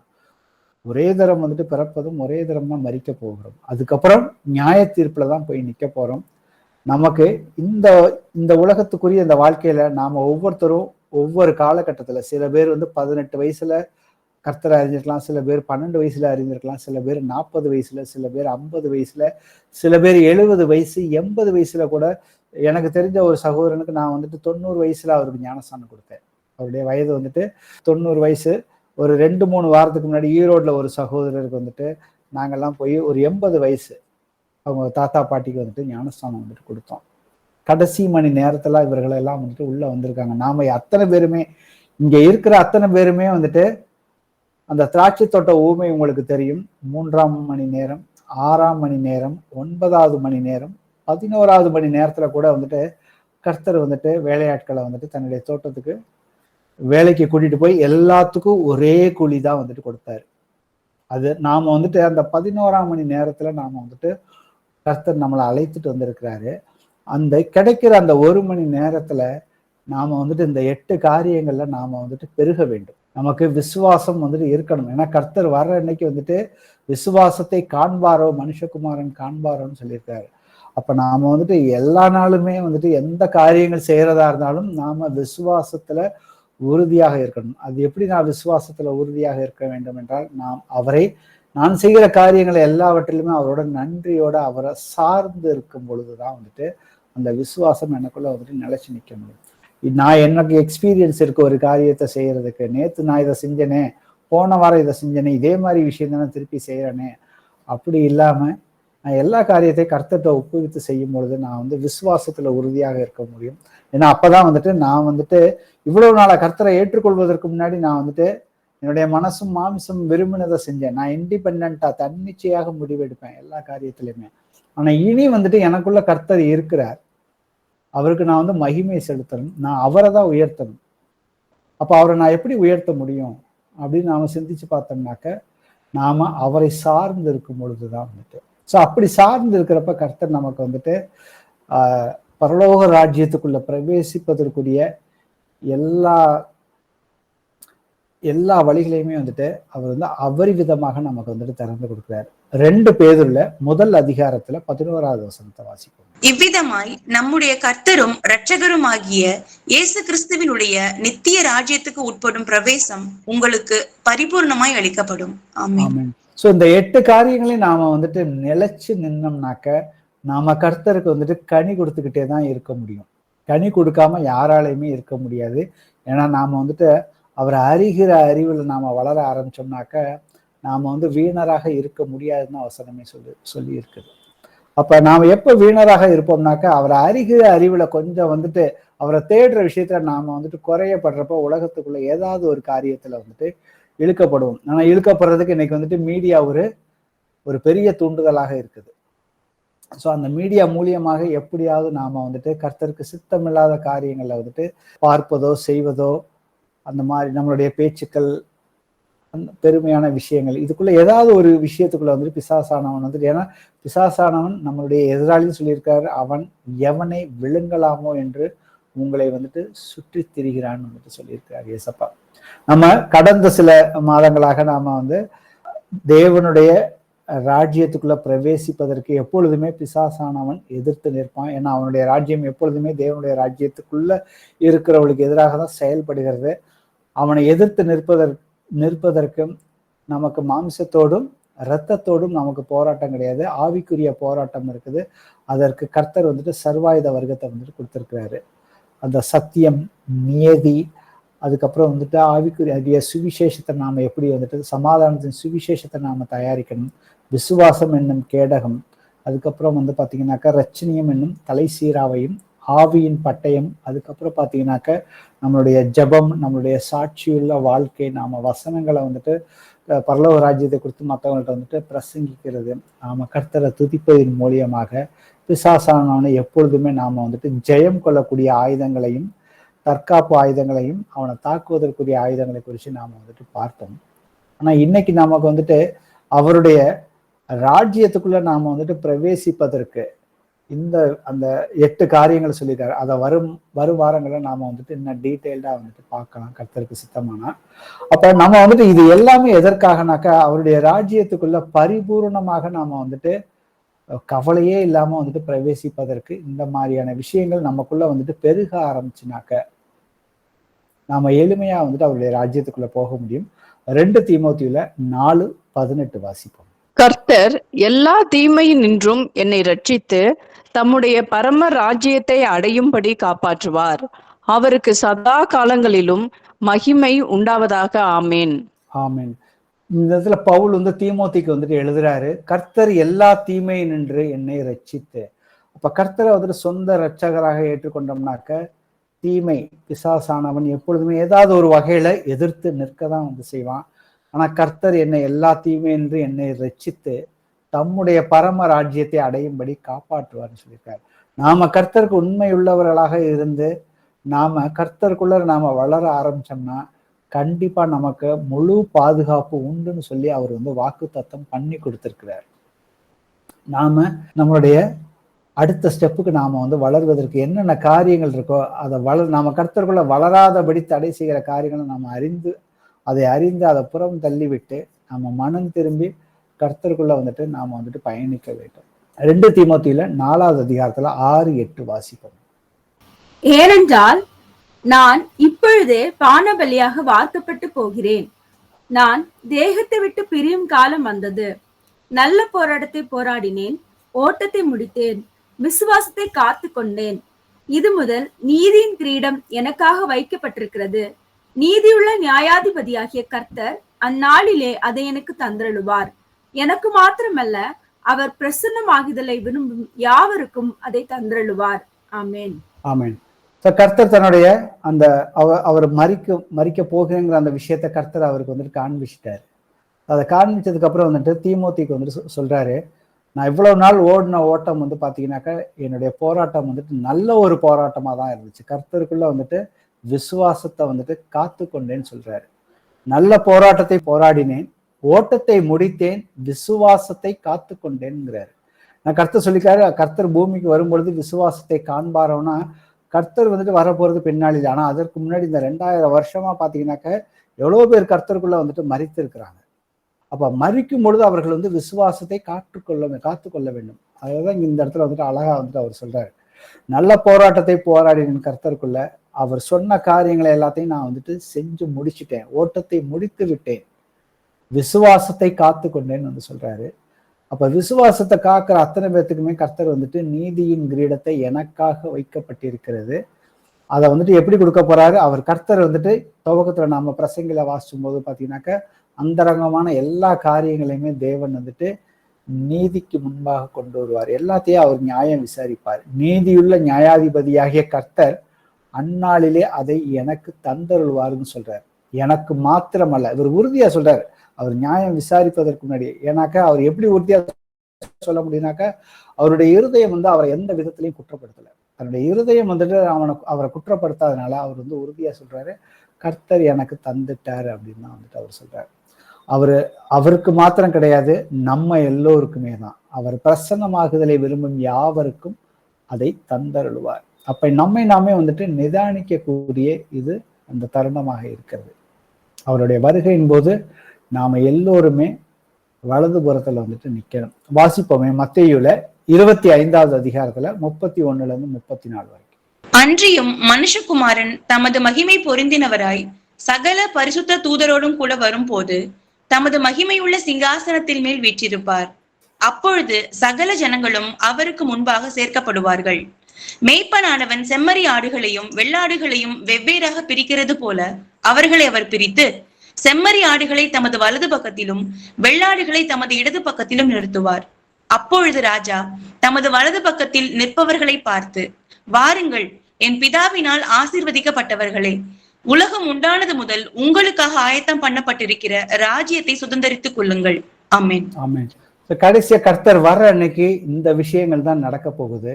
எந்த விஷயங்கள்? மேய்ப்பனானவன் செம்மறி ஆடுகளையும் வெள்ளாடுகளையும் வெவ்வேறாக பிரிக்கிறது போல அவர்களை அவர் பிரித்து, செம்மறி ஆடுகளை தமது வலப்பக்கத்திலும் வெள்ளாடுகளை தமது இடப்பக்கத்திலும் நிறுத்துவார்னு சொல்லியிருக்கிறாரு. சோ மெய்ப்பனானவன், ஏசப்பா யோவான் 10:11 சொல்லுவாரு, நானே நல்ல மெய்ப்பன், நல்ல மெய்ப்பன் ஆடுகளுக்காக தன் ஜீவனை கொடுக்கிறேன். என் ஆடுகள் என் சத்தத்திற்கு செவி கொடுக்கிறது போல நான் அவைகளை அறிந்திருக்கிறேன், அவைகள் எனக்கு பின் செல்லுகிறது. அப்ப பாத்தீங்கன்னா இந்த வசனத்துல நம்ம வாசிச்சப்ப பாத்தீங்கன்னாக்க அவர் ஆடுகள்னு சொல்றது பாத்தீங்கன்னாக்கா அவருடைய வார்த்தை, என் ஆடுகள்னாக்கா அவரை விசுவசித்தவர்களுக்கு தான் வந்துட்டு அவர் வருகையின் போது அவர் நியாய தீர்ப்பு கொடுக்க போறார். அவரை விசுவசிக்காதவர்களை குறித்து அவர் சொல்லவே இல்லை இங்க பாத்தீங்கன்னா. ஸோ என் ஆடுகள் என் சத்தத்திற்கு செவி கொடுக்கிறது. இன்னைக்கு கிறிஸ்துவுக்குள்ள இருக்கிறவங்கள தான் அவர் வந்துட்டு ரெண்டா வந்துட்டு பிரிக்க போறேன்னு இந்த வசனம் வந்து நமக்கு வந்து காட்டுகிறது. செம்மறியாடுகளாகவும் வெள்ளாடுகளாகவும் அவர் வந்துட்டு பிரிக்க போகிறார். செம்மறியாடுகளை தமது வலது பக்கத்திலும் வெள்ளாடுகளை இடது பக்கத்திலும் நிறுத்துவார் அப்படின்னு சொல்லியிருக்கு. அதை எப்படி அவர் நியாயம் விசாரிக்க போறாருன்னா, கர்த்தருக்குள்ள இருக்கிறவங்க எல்லோருமே வந்துட்டு நன்மையான காரியங்களை செய்வார்கள்னு சொல்லியிருக்காரு. வாசிப்போமே மத்தேயுல 25:35 முதல் 40 வரைக்கும் உள்ள வசனங்கள். பச்சையாய் இருந்தேன், எனக்கு போஜனம் கொடுத்தீர்கள். தாகமாய் இருந்தேன், என் தாகத்தை தீர்த்தீர்கள். அந்நியனாய் இருந்தேன், என்னை சேர்த்து கொண்டீர்கள். வஸ்திரம் இல்லாதிருந்தேன், எனக்கு வஸ்திரம் கொடுத்தீர்கள். வியாதியாய் இருந்தேன், என்னை விசாரிக்க வந்தீர்கள். காவலில் இருந்தேன், என்னை பார்க்க வந்தீர்கள் என்பார். அப்பொழுது நீதிமான்கள் அவருக்கு பிரதியுத்தரமாக, ஆண்டவரே, நாங்கள் எப்பொழுது உம்மை பசி உள்ளவராக கண்டு உமக்கு போஜனம் கொடுத்தோம்? எப்பொழுது உம்மை தாகம் உள்ளவராக கண்டு உம்முடைய தாகத்தை தீர்த்தோம்? எப்பொழுது உம்மை அந்நியராக கண்டு உம்மை சேர்த்து கொண்டோம்? எப்பொழுது உம்மை வஸ்திரம் இல்லாதவராக கண்டு உமக்கு வஸ்திரம் கொடுத்தோம்? எப்பொழுது உம்மை வியாதி உள்ளவராகவும் காவலில் இருக்கிறவராகவும் கண்டு உம்மிடத்தில் வந்தோம் என்பார்கள். அதற்கு ராஜா பிரதியுத்தரமாக, மிகவும் சிறியவராகிய என் சகோதரரான இவர்களில் ஒருவனுக்கு நீங்கள் எதை செய்தீர்களோ அதை எனக்கே செய்தீர்கள் என்று மெய்யாகவே உங்களுக்கு சொல்லுகிறேன். ஆமென். ஆமென். அப்ப கர்த்தர் வந்துட்டு நம்மளுக்கு வந்துட்டு உலகம் உண்டானது முதல் உங்களுக்காக ஆயத்த பண்ணப்பட்டிருக்கிற ராஜ்யத்தை சுதந்திரித்து கொள்ளுங்கள் தான் இந்த இடத்துல வந்து வசனம் வந்துட்டு அவர் நியாய தீர்ப்பு நாள்ல வந்துட்டு சொல்ல போகிறார். அப்ப சுதந்திரித்து கொள்ளுங்கள் அப்படிங்கிற அந்த விஷயம் என்னன்னாக்கா, ராஜ்யம் இருக்குது, இந்த ராஜ்யத்தை நீங்க எடுத்துக்கங்கன்னு தான் கர்த்தர் வந்து சொல்றாரு. அதை போய் நாம எப்படி எடுத்துக்கொள்ள முடியும் அப்படிங்கிற அந்த காரியத்தை தான் வந்துட்டு வேதத்துல வந்துட்டு ஆதியாகமத்துல இருந்து கடைசி வரைக்கும் கர்த்தர் வந்துட்டு நமக்கு ஏகப்பட்ட காரியங்கள் மூலியமாக, ஏகப்பட்ட சாட்சிகள் மூலியமாக, திருஷ்டாந்தங்கள் மூலியமாக நமக்கு வந்துட்டு வெளிப்படுத்தி இருக்கிறார். அதுல பாத்தீங்கன்னாக்கா முதல்ல வந்துட்டு கர்த்தருடைய ஆவியை பெற்றுக்கொண்டவர்கள் வந்துட்டு மற்றவர்களுக்கு வந்துட்டு பசியாக இருந்தேன், தாகமா இருந்தவர்களுக்கு நீங்க வந்து தாகம் தீர்த்தீங்கள், அந்நியராக இருந்தவங்களை வந்துட்டு எங்களை வந்துட்டு நீங்க வந்து சேர்த்துக்கிட்டீங்க, வஸ்திரம் இல்லாம இருந்தேன் எனக்கு வஸ்திரம் கொடுத்தீங்க, வியாதி உள்ளவனாக இருந்தேன் என்னை விசாரிக்க வந்தீர்கள், காவலில் இருந்தேன் என்னை பார்க்க வந்தீர்கள் என்று சொல்லியிருக்கிறார். அப்ப அவங்க கேட்கறாங்க மறுபடியும், நாங்க எப்போ இதெல்லாம் உங்களுக்கு நீங்க எப்போ வந்தீங்க அப்படின்னு கேட்கிறப்ப, இந்த சின்னஞ்சிறு ஏழைகளுக்கு நீங்க எதை செய்தீர்களோ அதை வந்துட்டு எனக்கே வந்துட்டு நீங்க வந்து செய்தீர்கள் வந்து கர்த்தர் சொல்லியிருக்காரு. சொல்லிட்டு என்ன சொல்றாரு ஆண்டவர், இதை வந்துட்டு இதெல்லாம் நாம வந்துட்டு செய்யணும், செய்யறதற்காக மாத்திரம்தான் அவருடைய ஆவியை வந்துட்டு கர்த்தர் நமக்கு வந்துட்டு கொடுத்திருக்கிறாரு. எபேசியர்ல ஒரு வசனம் வாசிப்போம், 2:10. ஏனெனில் நற்கிரிகளை செய்கிறதற்கு நாம் கிறிஸ்து இயேசுவுக்குள்ளாக சிருஷ்டிக்கப்பட்டு தேவனுடைய செய்கையாய் இருக்கிறோம், அவைகளில் நாம் நடக்கும்படி அவர் முன்னதாக அவைகளை ஆயத்தம் பண்ணி இருக்கிறார். ஸோ அவர் ஏற்கனவே கிறிஸ்துவுக்குள்ளாக சகல விதமான ஆசீர்வாதத்தை உன்னதங்களில கொடுத்து, எப்படி வந்துட்டு ஏசப்பா பூமியில இருக்கிறப்ப தேவனுடைய ராஜ்யத்தை குறித்து அவர் வந்து பிரசங்கிக்கும் பொழுது அவர் நன்மை செய்கிறவராகவே வந்துட்டு பிசாசின் கிரியைகளை அழிக்க வந்தாரு. இன்னொரு சைடு பார்த்தீங்கன்னா அவர் நன்மை செய்கிறவராகவே வந்துட்டு சுற்றி திரிந்தார். அப்ப சுற்றி தெரியும் பொழுதுதான் வந்துட்டு சுற்றி தெரிந்தார். அவர் அந்த செய்த காரியங்களே வந்துட்டு தன்னுடைய சீஷர்களுக்கும் அதுதான் வந்துட்டு அவர் வந்து மறுபடியும் வந்துட்டு அதை சொல்லி கொடுத்தாரு. அதை வந்துட்டு அவங்க வந்து ட்ரெயின் பண்ணாரு. அப்ப ட்ரெயின் பண்ணப்ப பாத்தீங்கன்னாக்க 70 சீஷர்களை 2 பேரா வந்துட்டு அவர்களை வந்துட்டு அவர் வந்து பிரித்து, நீங்க போய் தேவனுடைய ராஜ்யத்தை குறித்து நீங்க வந்துட்டு பிரசங்கிங்க, அங்க இருக்கிற பிணியாளிகளை வந்துட்டு நீங்க சுஸ்தமாக்குங்க, தேவனுடைய ராஜ்யம் சமீபமாக இருக்கிறது அப்படிங்கிற நீங்க போய் சொல்லி இதெல்லாம் பண்ணுங்கன்னு சொல்லி அவர்களுக்கு அதிகாரத்தை கொடுக்குறாரு. அவர்கள் வந்துட்டு அந்த காரியங்களை எல்லாம் செய்து முடித்ததுக்கு அப்புறம் பின்பு அந்த 70 பேருமே, இது லூக்கா 10வது அதிகாரத்துல இருக்குது 17வது வசனத்துல இருந்து, அந்த 70 பேரும் சந்தோஷத்தோடு திரும்பி வந்து, ஆண்டவரே உம்முடைய நாமத்தினாலே பிசாசுகளும் எங்களுக்கு கீழ்ப்படுகிறது என்றார்கள். அவர்கள் அவரை நோக்கி, சாத்தான் மின்னலை போல வானத்திலிருந்து விழுகிறதை கண்டேன், இதோ சர்ப்பங்களையும் தேள்களையும் மிதிக்கவும் சத்துருவனுடைய சகல வல்லமையை மேற்கொள்ளவும் உங்களுக்கு அதிகாரம் கொடுக்கிறேன், ஒன்றும் உங்களை சேதப்படுத்த மாட்டாது. ஆகிலும் ஆவிகள் உங்களுக்கு கீழ்ப்படுகிறதுக்காக நீங்கள் சந்தோஷப்படாமல் உங்கள் நாமங்கள் பரலோகத்தில் எழுதியிருக்கிறதுக்காக சந்தோஷப்படுங்கள். அந்த வேளையில் இயேசு ஆவியிலே களி கூர்ந்து, பிதாவே, வானத்துக்கும் பூமிக்கும் ஆண்டவரே, இவைகளை நீர் ஞானிகளுக்கும் கல்விமான்களுக்கும் மறைத்து பாலகருக்கு வெளிப்படுத்தினபடியினால் உம்மை ஸ்தோத்தரிக்கிறேன். ஆம் பிதாவே, இப்படி செய்வது உம்முடைய திருவுள்ளத்திற்கு பிரியமா இருந்தது. ஸோ ஏசப்பா என்ன செஞ்சாரோ அதை நாம செய்வதற்கு இன்னைக்கு நமக்கு எல்லா ஆவிக்குரிய ஆயுதங்களையும் அந்த வல்லமையும் அதிகாரத்தை கர்த்தர் நமக்கு வந்து கொடுத்திருக்கிறார். அப்ப நாம இந்த காரியங்களை எல்லாம் தொடர்ந்து நாம செய்யும் பொழுதுதான் வந்துட்டு பாத்தீங்கன்னாக்க அவர் வந்துட்டு சொன்ன அந்த வாக்குத்தத்தம் என்னது, உலகம் உண்டானது முதல் உங்களுக்காக ஆயத்த பண்ணியிருக்கப்பட்டிருக்கிற ராஜ்யத்தை சுதந்திரித்துக் கொள்ளுங்கள். ஸோ சுதந்திரித்துக் கொள்ளுங்கள்னு சொன்ன விஷயத்த நமக்கு வந்து திருஷ்டாந்தமாக பழைய ஏற்பாட்டுல பாத்தீங்கன்னாக்க இஸ்ரவேல் ஜனங்கள் எகிப்து தேசத்துல 400 வருஷம் அடிமையாக இருந்த பொழுது மோசே மூலியமாக கர்த்தர் அவங்களுக்கு வந்துட்டு பெரிய 10 வாதைகளை, அதிசயங்களையும் அற்புதங்களையும் வந்துட்டு எகிப்தியருக்கு எதிராக வந்துட்டு செஞ்சு இஸ்ரவேல் தன்னுடைய ஜனங்களை வந்துட்டு அழகா வந்துட்டு செங்கடலை கடக்க வச்சு கூட்டிட்டு வந்து அவங்களுக்கு வந்துட்டு தன்னுடைய உடன்படிக்கைகளை வந்துட்டு அவர் வந்துட்டு காண்பிக்கிறார். அந்த உடன்படிக்கையை வந்து அவர்களும் அந்த உடன்படிக்கையை ஏற்றுக்கொண்டு விருத்த சேதனம் வந்து பண்ணிக்கொள்கிறார்கள்.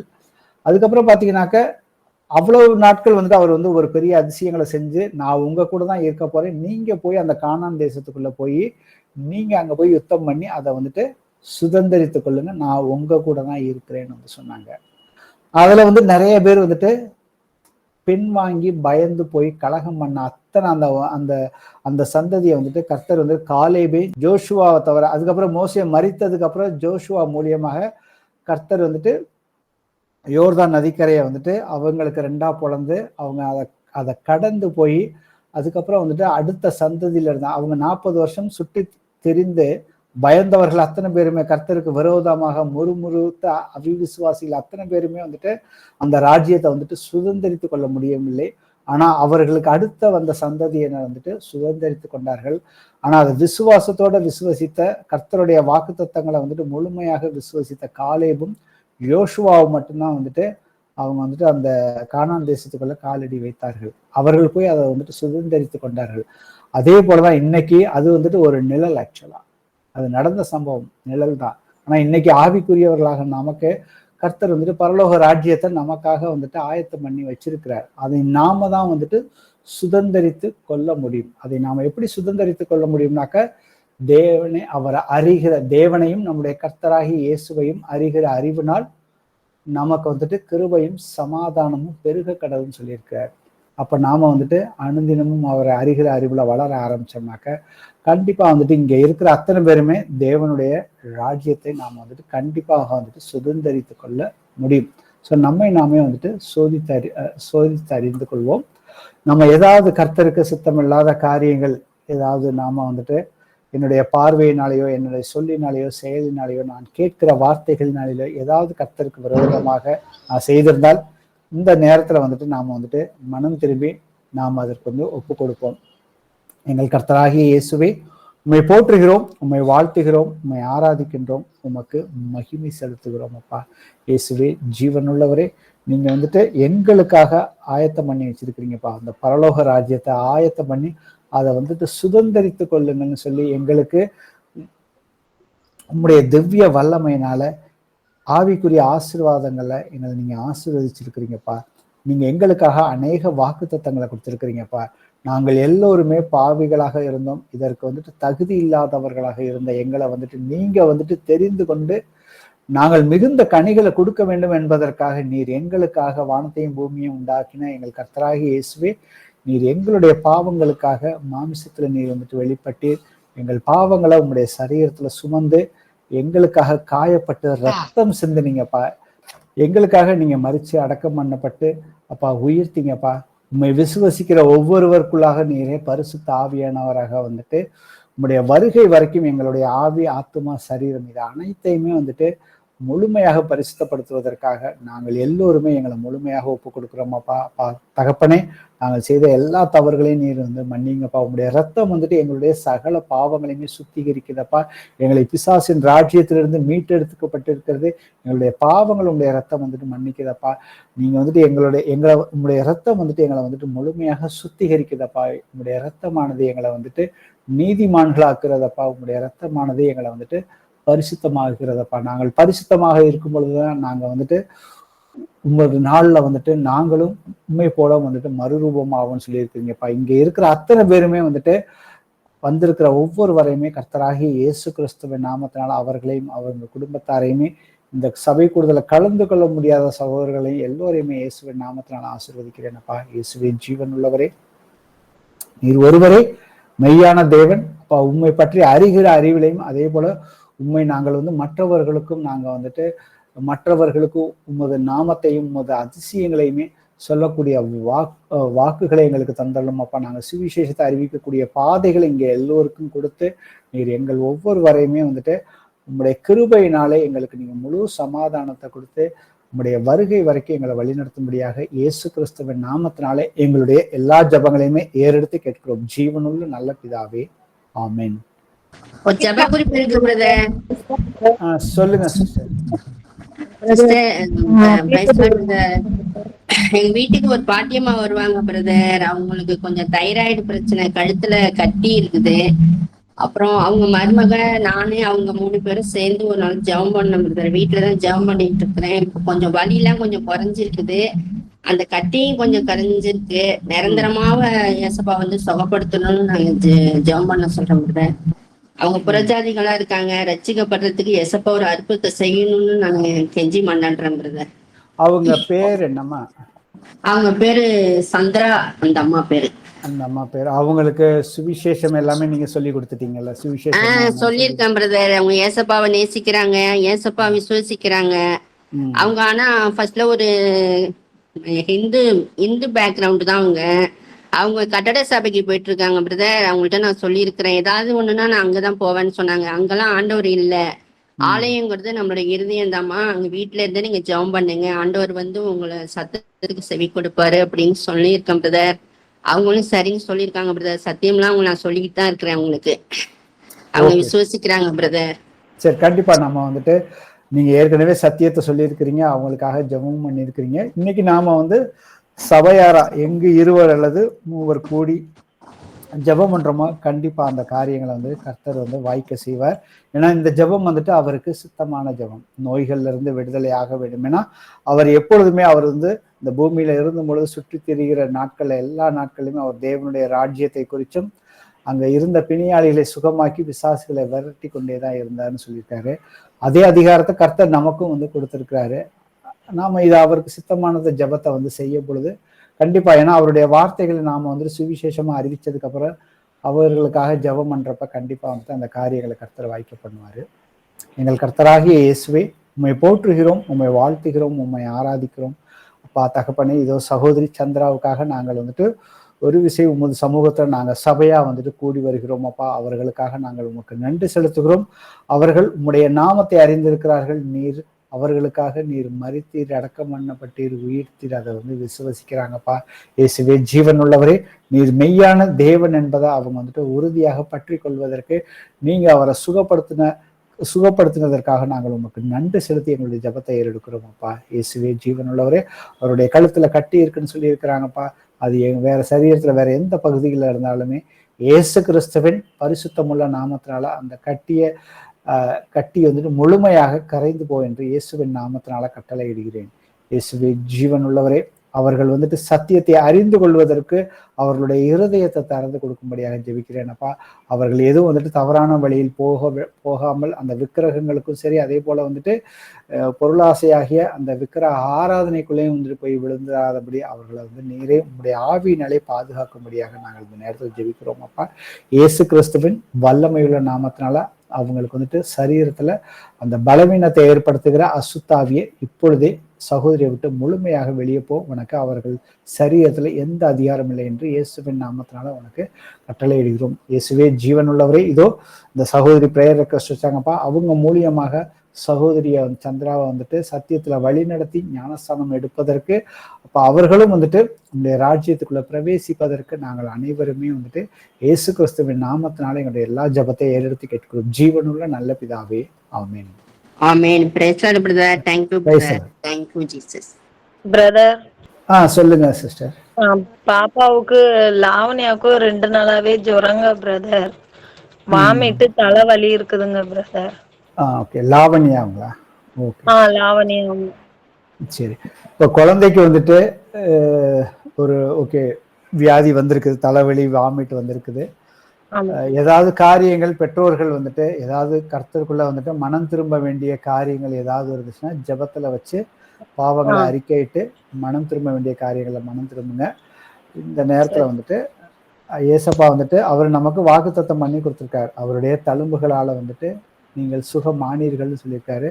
அந்த வாக்கு தத்துவத்தை நாம வந்துட்டு முழுமையாக சுதந்திரித்துக் கொள்வதற்கு நாம் பாவத்துக்கு மரித்து நீதிக்கு பிழைக்கணும்னு வந்து சொல்லியிருக்கிறார்.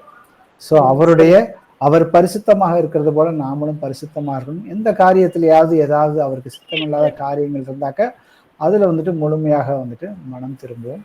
எங்கள் கர்த்தராகிய இயேசுவை உம்மை போற்றுகிறோம், உம்மை வாழ்த்துகிறோம், உம்மை ஆராதிக்கின்றோம். இந்த நேரத்துல மகள் லாவண்யாக்காகவும் இந்த நேரத்துல வந்துட்டு ஜெபத்துல வந்துட்டு நாங்க சபையா ஒன்றாக சமூகத்துல வந்துட்டு அவர்களுக்காக அந்த குழந்தைக்காக ஜெபிக்கிறோம். அப்பா இயேசுவே, அவர்கள் பெற்றோர் அவங்க மற்ற பிள்ளைகளையுமே கர்த்தராகிய இயேசு கிறிஸ்துவின் நாமத்தினால லாவண்யாவை ஆசீர்வதிக்கிறோம். அப்பா இயேசுவே, இதோ இவர்கள் வந்துட்டு சத்தியத்தை இப்பொழுது அறிந்து கொண்டு இவர்கள் வளர்ந்து கொண்டிருக்கிறார்களப்பா. இவர்கள் எல்லோருமே கூடிய விரைவில் வந்துட்டு குடும்பமாக கணவன் மனைவி மகன் மூவரும் சேர்ந்து வந்துட்டு ஞானஸ்தானம் எடுப்பதற்கு நீர் கிருபை பாராட்டும்படியாக ஜெபிக்கிறேன். அப்பா இயேசுவே ஆண்டவரே, இவர்களுக்கு அநேக காரியங்களை நீங்க வந்துட்டு உதவி செஞ்சு விடுதலை கொடுத்துருக்கீங்கப்பா பிசாசின் கட்டுக்குள்ள இருந்து. இதோ மகளுக்கு இப்பொழுது அந்த காய்ச்சலையுமே அந்த வாமிட்டையும் வர வைக்கிற அசுத்தாவியை பிசாசையுமே இயேசு கிறிஸ்துவின் நாமத்தினால அந்த குழந்தையை விட்டு வெளியே போ என்று கட்டளை இடுகிறேன்.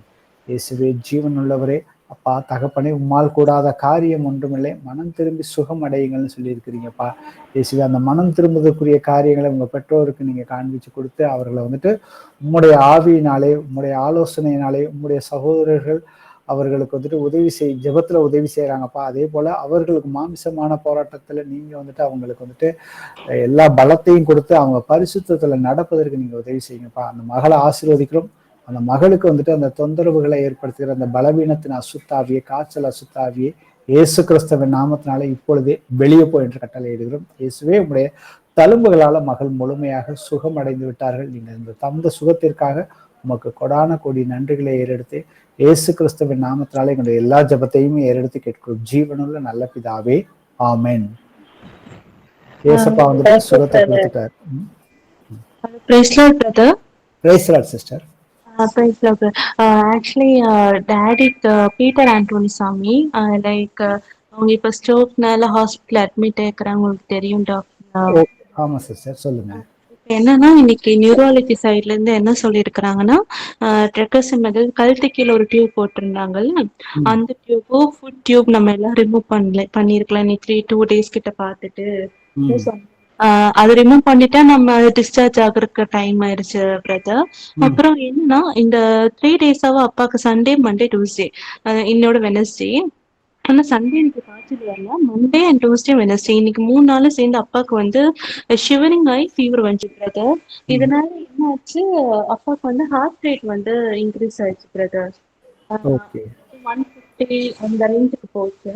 பட் அவங்க என்ன சொன்னாங்கன்னா, இந்த ஃபீவர்னால வருதா, நார்மல் தானே டாக்டர் சொன்னாங்க. பட் இந்த கார்டியாலஜிஸ்ட் ஒப்பீனியன் எடுத்தப்போ அவங்க என்ன இன்ஃபெக்ஷன் ஆயிருந்திருக்கலாம், அதனால பிளட் கல்ச்சர் எடுத்துட்டு போய்க்கிறாங்க பிரதர் இன்னைக்கு.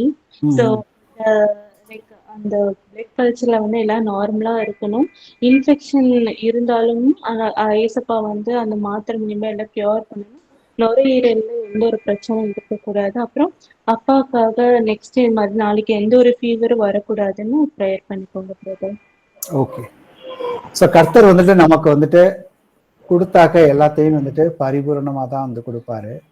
நாம வந்துட்டு இந்த விஷயம் மட்டும் எனக்கு சரியா போகணும்னு நாம வந்து கேட்கறத விட நம்ம கேட்கறது வந்துட்டு கர்த்தர்ட்ட வந்துட்டு திருடன் திருடவும் கொல்லவும் அழிக்கவும் தான் வருகிறான், நானும் அவைகளுக்கு அவரை விசுவசிக்கிறவர்களுக்கு ஜீவன் உண்டாய் இருப்பதற்கும் பரிபூரணப்படவும் தான் வந்திருக்கிறேன். ஸோ இந்த வார்த்தை வந்துட்டு நம்ம எல்லோருக்கும் தான் கர்த்தர் கொடுத்துருக்காரு. இது வந்து சகோதரர் பீட்டர் அவருக்கும் வந்துட்டு அந்த பரிபூரணத்தை தான் நாம் வந்து கர்த்தர்ட்ட கேட்க போறோம். இப்ப ஸோ அவருக்கு வந்துட்டு இந்த பிரச்சனை இருக்குதுன்னு சொல்லி உடம்ப வந்து நாம வந்துட்டு டாக்டர்கள் பார்க்குற மாதிரி நாம வந்துட்டு பார்க்கவே வேணாம். நான் ஏசப்பா சொல்லியிருக்கிறாரு, தேவனால் கூடாத காரியம் ஒன்றுமே இல்லைன்னு வந்துட்டு ஏசப்பா சொல்லியிருக்கிறாரு. நாம அவருடைய வாக்கு தத்துவத்தின் மேல வந்துட்டு விசுவாசம் வைப்போம். நான் அவருடைய வாக்கு தத்தங்கள் என்ன சொல்லுதுனாக்கா, அவருடைய தழும்புகளால் குணமாகிறோம். அதற்கு நமக்கு முன்னாடி இருக்கிற காரியங்கள், மனம் திரும்புதல் காரியங்களை மட்டும் நாம வந்துட்டு கவனம் பண்ணி, ஏன்னா கர்த்தர் என்ன சொல்றாருனாக்கா, யுத்தம் வந்துட்டு என்னுடையது, நீங்க வந்துட்டு அமைதியா வந்துட்டு நில்லுங்கன்னு தான் வந்து சொல்லியிருக்கிறாரு. ஸோ அமைதியா வந்துட்டு நாம நிக்கணும்னாக்கா, அமைதியா நான் நிக்கணும்னாக்கா எனக்குள்ள வந்துட்டு அந்த அமைதி வந்து வரணும், எனக்குள்ள வந்துட்டு சந்தோஷம் வந்து வரணும், எனக்குள்ள வந்துட்டு சமாதானம் வந்துட்டு வரணும். ஸோ இது 3 எனக்குள்ள வந்துட்டு இருந்துச்சுனாக்கா நான் அமைதியா என்னால், இது 2 இருந்துச்சுன்னா நான் அமைதியா என்னால் நிற்க முடியும். ஏன்னா அவருடைய கிருபை வந்துட்டு இது வந்துட்டு எனக்கு வந்துட்டு கொடுக்குது. நான் இடறி விழுந்தாலும் நான் மனம் திரும்பி கர்த்தர்கிட்ட போய் நின்னுனாக்க இது எனக்கு வந்துட்டு அவருடைய கிருபை என்னை வந்துட்டு தாங்கி பிடிக்கிறப்ப யுத்தம் வந்துட்டு கர்த்தருடையது, கர்த்தர் வந்துட்டு அவர் தான் வந்துட்டு போராட போகிறார். சகோதரர் பீட்டருக்காக கர்த்தர் வந்துட்டு முழுமையாக அவருடைய சரீரத்தை வந்துட்டு பரிபூர்ணமாக, எனக்கு நான் வந்து ஜபிக்க போறது பரிபூர்ணமான சுகத்திற்கு மாத்திரம்தான். மற்றதெல்லாம் கர்த்தர் வந்துட்டு அது டாக்டர் சொல்ற ரிப்போர்ட் அது எதுவாக வேணா இருக்கலாம், ஆனா கர்த்தர் வந்துட்டு அந்த எல்லா ரிப்போர்ட்டையுமே மாற்றுவதற்கு அவர் வல்லவராக இருக்கிறார். இதை நீங்க விசுவாசிக்கிறீங்களா சிஸ்டர்? ஆமா சிஸ்டர், ஆமா பிரதர். Okay sister, okay. இப்ப ஜெபம் பண்ணுவோம். எங்கள் கர்த்தராகிய இயேசுவே, உம்மை போற்றுகிறோம், உம்மை புகழ்கின்றோம், உம்மை ஆராதிக்கின்றோம், உமக்கு நன்றி செலுத்துகிறோம் அப்பா.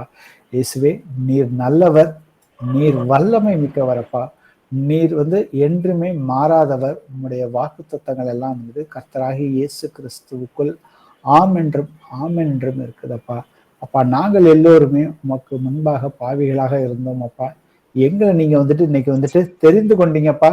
எங்களை தெரிந்து கொண்டு உங்களுடைய பிள்ளையாக்கி அந்த பிள்ளைகளுக்குரிய அந்த அதிகாரத்தை எல்லாத்தையுமே வந்து கொடுத்துருக்கிறீங்கப்பா. அதற்காக உமக்கு கொடான கோடி ஸ்தோத்திரமாப்பா. உங்களுடைய ஆவியினாலே எங்கள் எல்லோருமே இன்றளவுக்கு நீங்க வந்து வழி நடத்திட்டு அந்த கிருபைக்காக உமக்கு நன்றி செலுத்துகிறேன். சகோதரர் பீட்டர், அவங்க மனைவி, அவர்களுடைய 2 பிள்ளைகளையுமே இயேசு கிறிஸ்துவின் நாமத்தினால நாங்க ஆசீர்வதிக்கிறோம் அப்பா. அப்பா தகப்பனே, இது மோசே வந்துட்டு தன்னுடைய சகோதரிக்காக ஒரு எளிமையான ஜெபத்தை வந்து வேண்டினாருப்பா. அவங்க வந்துட்டு மோசேக்கு எதிராக முறுமுறுத்தப்ப நீங்க வந்துட்டு சகோதரியை வந்துட்டு தண்டிச்சிங்க. அவங்க வந்துட்டு குஷ்டரோகத்தினால வந்துட்டு பாதிக்கப்பட்டு பாளையத்துல 7 நாள் இருந்தாங்க. ஆனா மோசே வேண்டின ஜெபம், கர்த்தரே இவளை வந்துட்டு சுகமாக்குங்கன்னு சொல்லி கேட்டப்ப நீங்க வந்துட்டு சுகத்தை கொடுத்தீங்கப்பா. இயேசுவே ஆண்டவரே, இன்னைக்கு நாங்க வந்துட்டு சபையாராக வந்துட்டு ஒரு சபையாராக நாங்க வந்து ஒருமனப்பட்டு இந்த பூமியில வந்துட்டு இந்த காரியத்தை கேட்கிறோமப்பா. சகோதரர் பீட்டரை வந்துட்டு பரிபூர்ணமாக நீங்க வந்துட்டு சுகப்படுத்துங்கப்பா.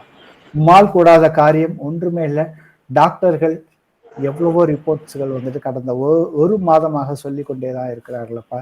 அந்த ரிப்போர்ட்டை நாங்க எதையுமே நாங்க நம்பலப்பா. இயேசுவே ஆண்டவரே, நாங்க வந்துட்டு எங்களுடைய கண்கள் வந்துட்டு உண்மையை நோக்கி கொண்டு இருக்கிறது. எங்களுடைய இருதயம் வந்துட்டு உம்முடைய வார்த்தைகள் எங்கள் இருதயத்துக்குள்ள இருக்குதப்பா. உம்முடைய வாக்கு தத்தங்கள் வந்துட்டு எங்களுடைய இருதயத்துக்குள்ள இருக்குதப்பா. நாங்கள் அதை சுதந்திரித்து கொண்டோம், அதை நாங்கள் விசுவாசத்தோட பெற்றுக்கொண்டோம் சொல்லி நாங்கள் வந்துட்டு விசுவாசத்தோட பீட்டர் முழுமையாக சுகம் அடைந்து விட்டார் என்று நாங்கள் உங்களுக்கு நன்றி செலுத்துகிறோமப்பா. உடைய தழும்புகளால சகோதரர் வந்து பரிபூர்ணமாக சுகம் அடைந்து விட்டாரப்பா. இயேசு கிறிஸ்துவின் வல்லமையுள்ள நாமத்தினால சகோதரர் பீட்டரை வந்துட்டு முடக்கி வச்சிருக்கிற அந்த முடக்குவாதத்தின் அசுத்தாவியே இயேசு கிறிஸ்துவின் நாமத்தினால இப்பொழுதே வெளியே வா என்று கட்டளை இடுகிறேன்.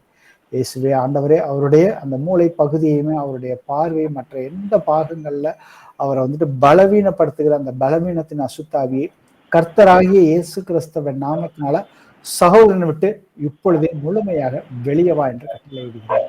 இயேசுவே ஜீவனுள்ளவரே, உண்மை விசுவசிப்பவர்கள் ஒரு நாளும் குறைவுபட்டு போனதில்லைங்கிற அதை நாங்க வந்துட்டு முழுமையாக நம்புகிறோம் அப்பா.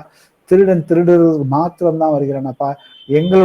நாங்க ஏதாவது திருடனுக்கு திருடுவதற்கு நாங்க வந்து அனுமதி கொடுத்ததுனால அப்பா தகப்பனே, இந்த நேரத்துல எங்களை நீர் தயவாய் வந்துட்டு மன்னிக்கும்படியாக ஜெபிக்கிறேன் அப்பா. இயேசுவே, உம்மை நம்பினவர்களுக்கு நீர் ஜீவனும் அதை பரிபூர்ணமாக கொடுத்துட்டீங்கப்பா. அதை வந்து சகோதரர் பீட்டர் முழுமையாக பெற்றுக்கொண்டார் என்று நாங்கள் அறிக்கை செய்து இயேசு கிறிஸ்துவின் நாமத்தினால எங்களுடைய எல்லா ஜெபத்தையும் ஏறெடுத்து கேட்கிறோம். ஜீவனுள்ள நல்ல பிதாவே, ஆமென். பேசுறேன். சொல்லுங்க பிரதர். பேசுறாரு பிரதர். பெங்களூர் பேசுறேன் ஜெரால்டு. நானு வந்து எனக்கு முதல்ல எனக்கு சூப்பர் எடுப்புல நோய் இருந்துச்சு, ஸ்பைன்ல முதல்ல இருந்துச்சு, ரொம்ப வருஷமா இருந்துச்சு. எனக்கு அது ட்ரீட்மெண்ட் பண்ணியிருந்தேன், ஆனாக்கா அது கம்மி தான் இருந்துச்சு அப்போல்லாம். அது இப்போ சடனா இது ஒரே ஜாஸ்தி ஆயிடுச்சு. ஒரு 3 வாரம் முன்ன அது ஸ்பைன்ல ரொம்ப நோய் இருக்குது. சரிங்க. ஏன்னா நம்ம இன்னைக்கு முதல் வாசித்த வசனமே அதுதான். தேவனையும் நம்முடைய கர்த்தராகிய இயேசு கிறிஸ்துவை அறிகிற அறிவினால் உங்களுக்கு கிருபையும் சமாதானமும் பெருக கடவுளாக.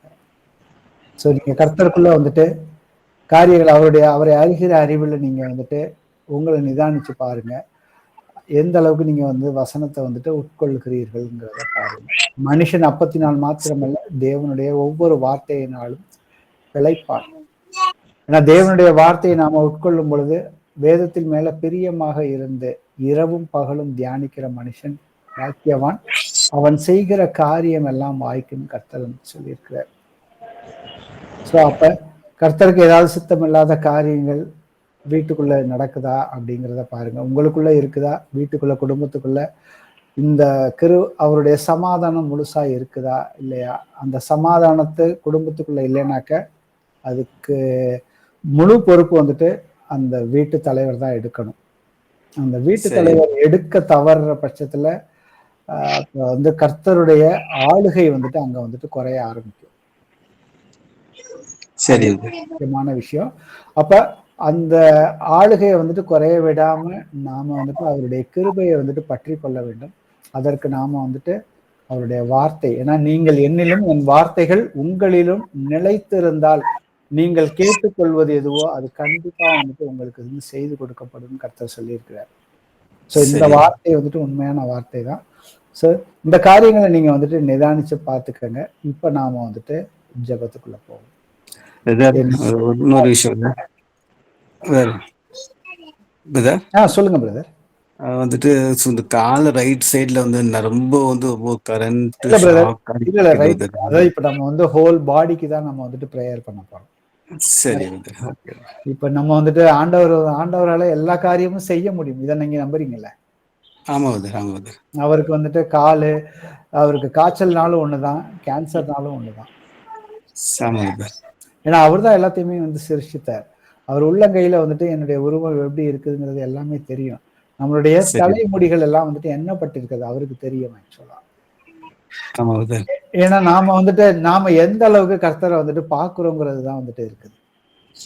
ஏன்னா அவர் சொல்லியிருக்காரு பரிபூரணம், நீங்க என்ன விசுவாசிங்கன்னா உங்களுக்கு வந்துட்டு பரிபூரணம் உண்டுன்னு சொல்லியிருக்காரு. அப்ப விசுவாசத்தை நான் வந்து கிருகைகள்ல காட்டணும், அவர் மற்ற காரியங்களை அவர் வந்துட்டு பாத்துக்குவார். சரிங்களா? சரி. கர்த்தர் உங்களை வந்துட்டு சுகப்படுத்துவார், நீங்க விசுவாசிக்கிறீங்களா? சரி, விசுவாசிக்கிறீங்களா? உறுதியா சொல்லுங்க.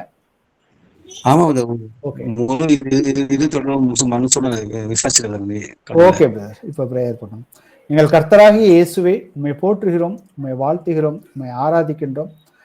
இந்த நேரத்துல சகோதரர் ஜெரால்டு பிரதரை கர்த்தராகிய இயேசு கிறிஸ்துவின் நாமத்தினால ஆசீர்வதிக்கிறேன்.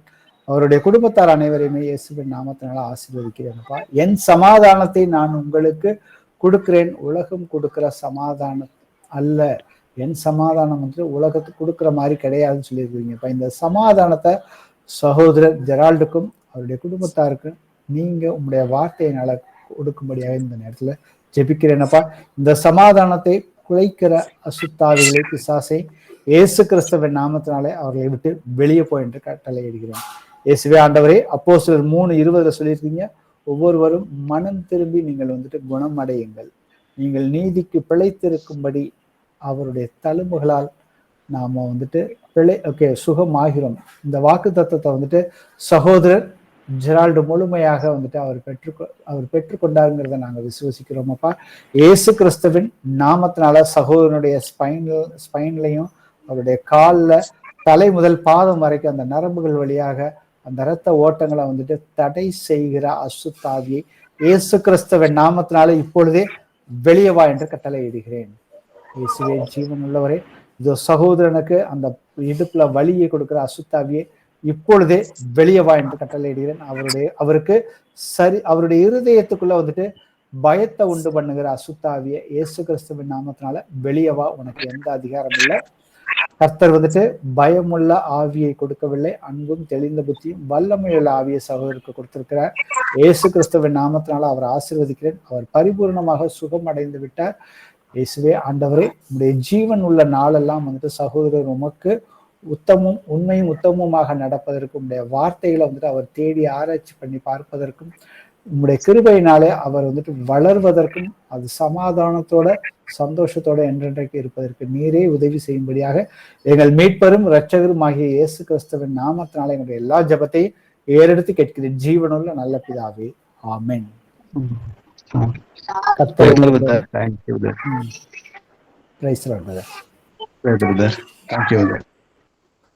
வேற யாருக்கும் ப்ரேயர் ரெக்வெஸ்ட் எதுவும் இருக்குதுங்களா? அப்படி இல்லைனாக்கா இதோட பைபிள் ஸ்டடியை நிறைவு செய்வோம். Praise the Lord brothers and sisters.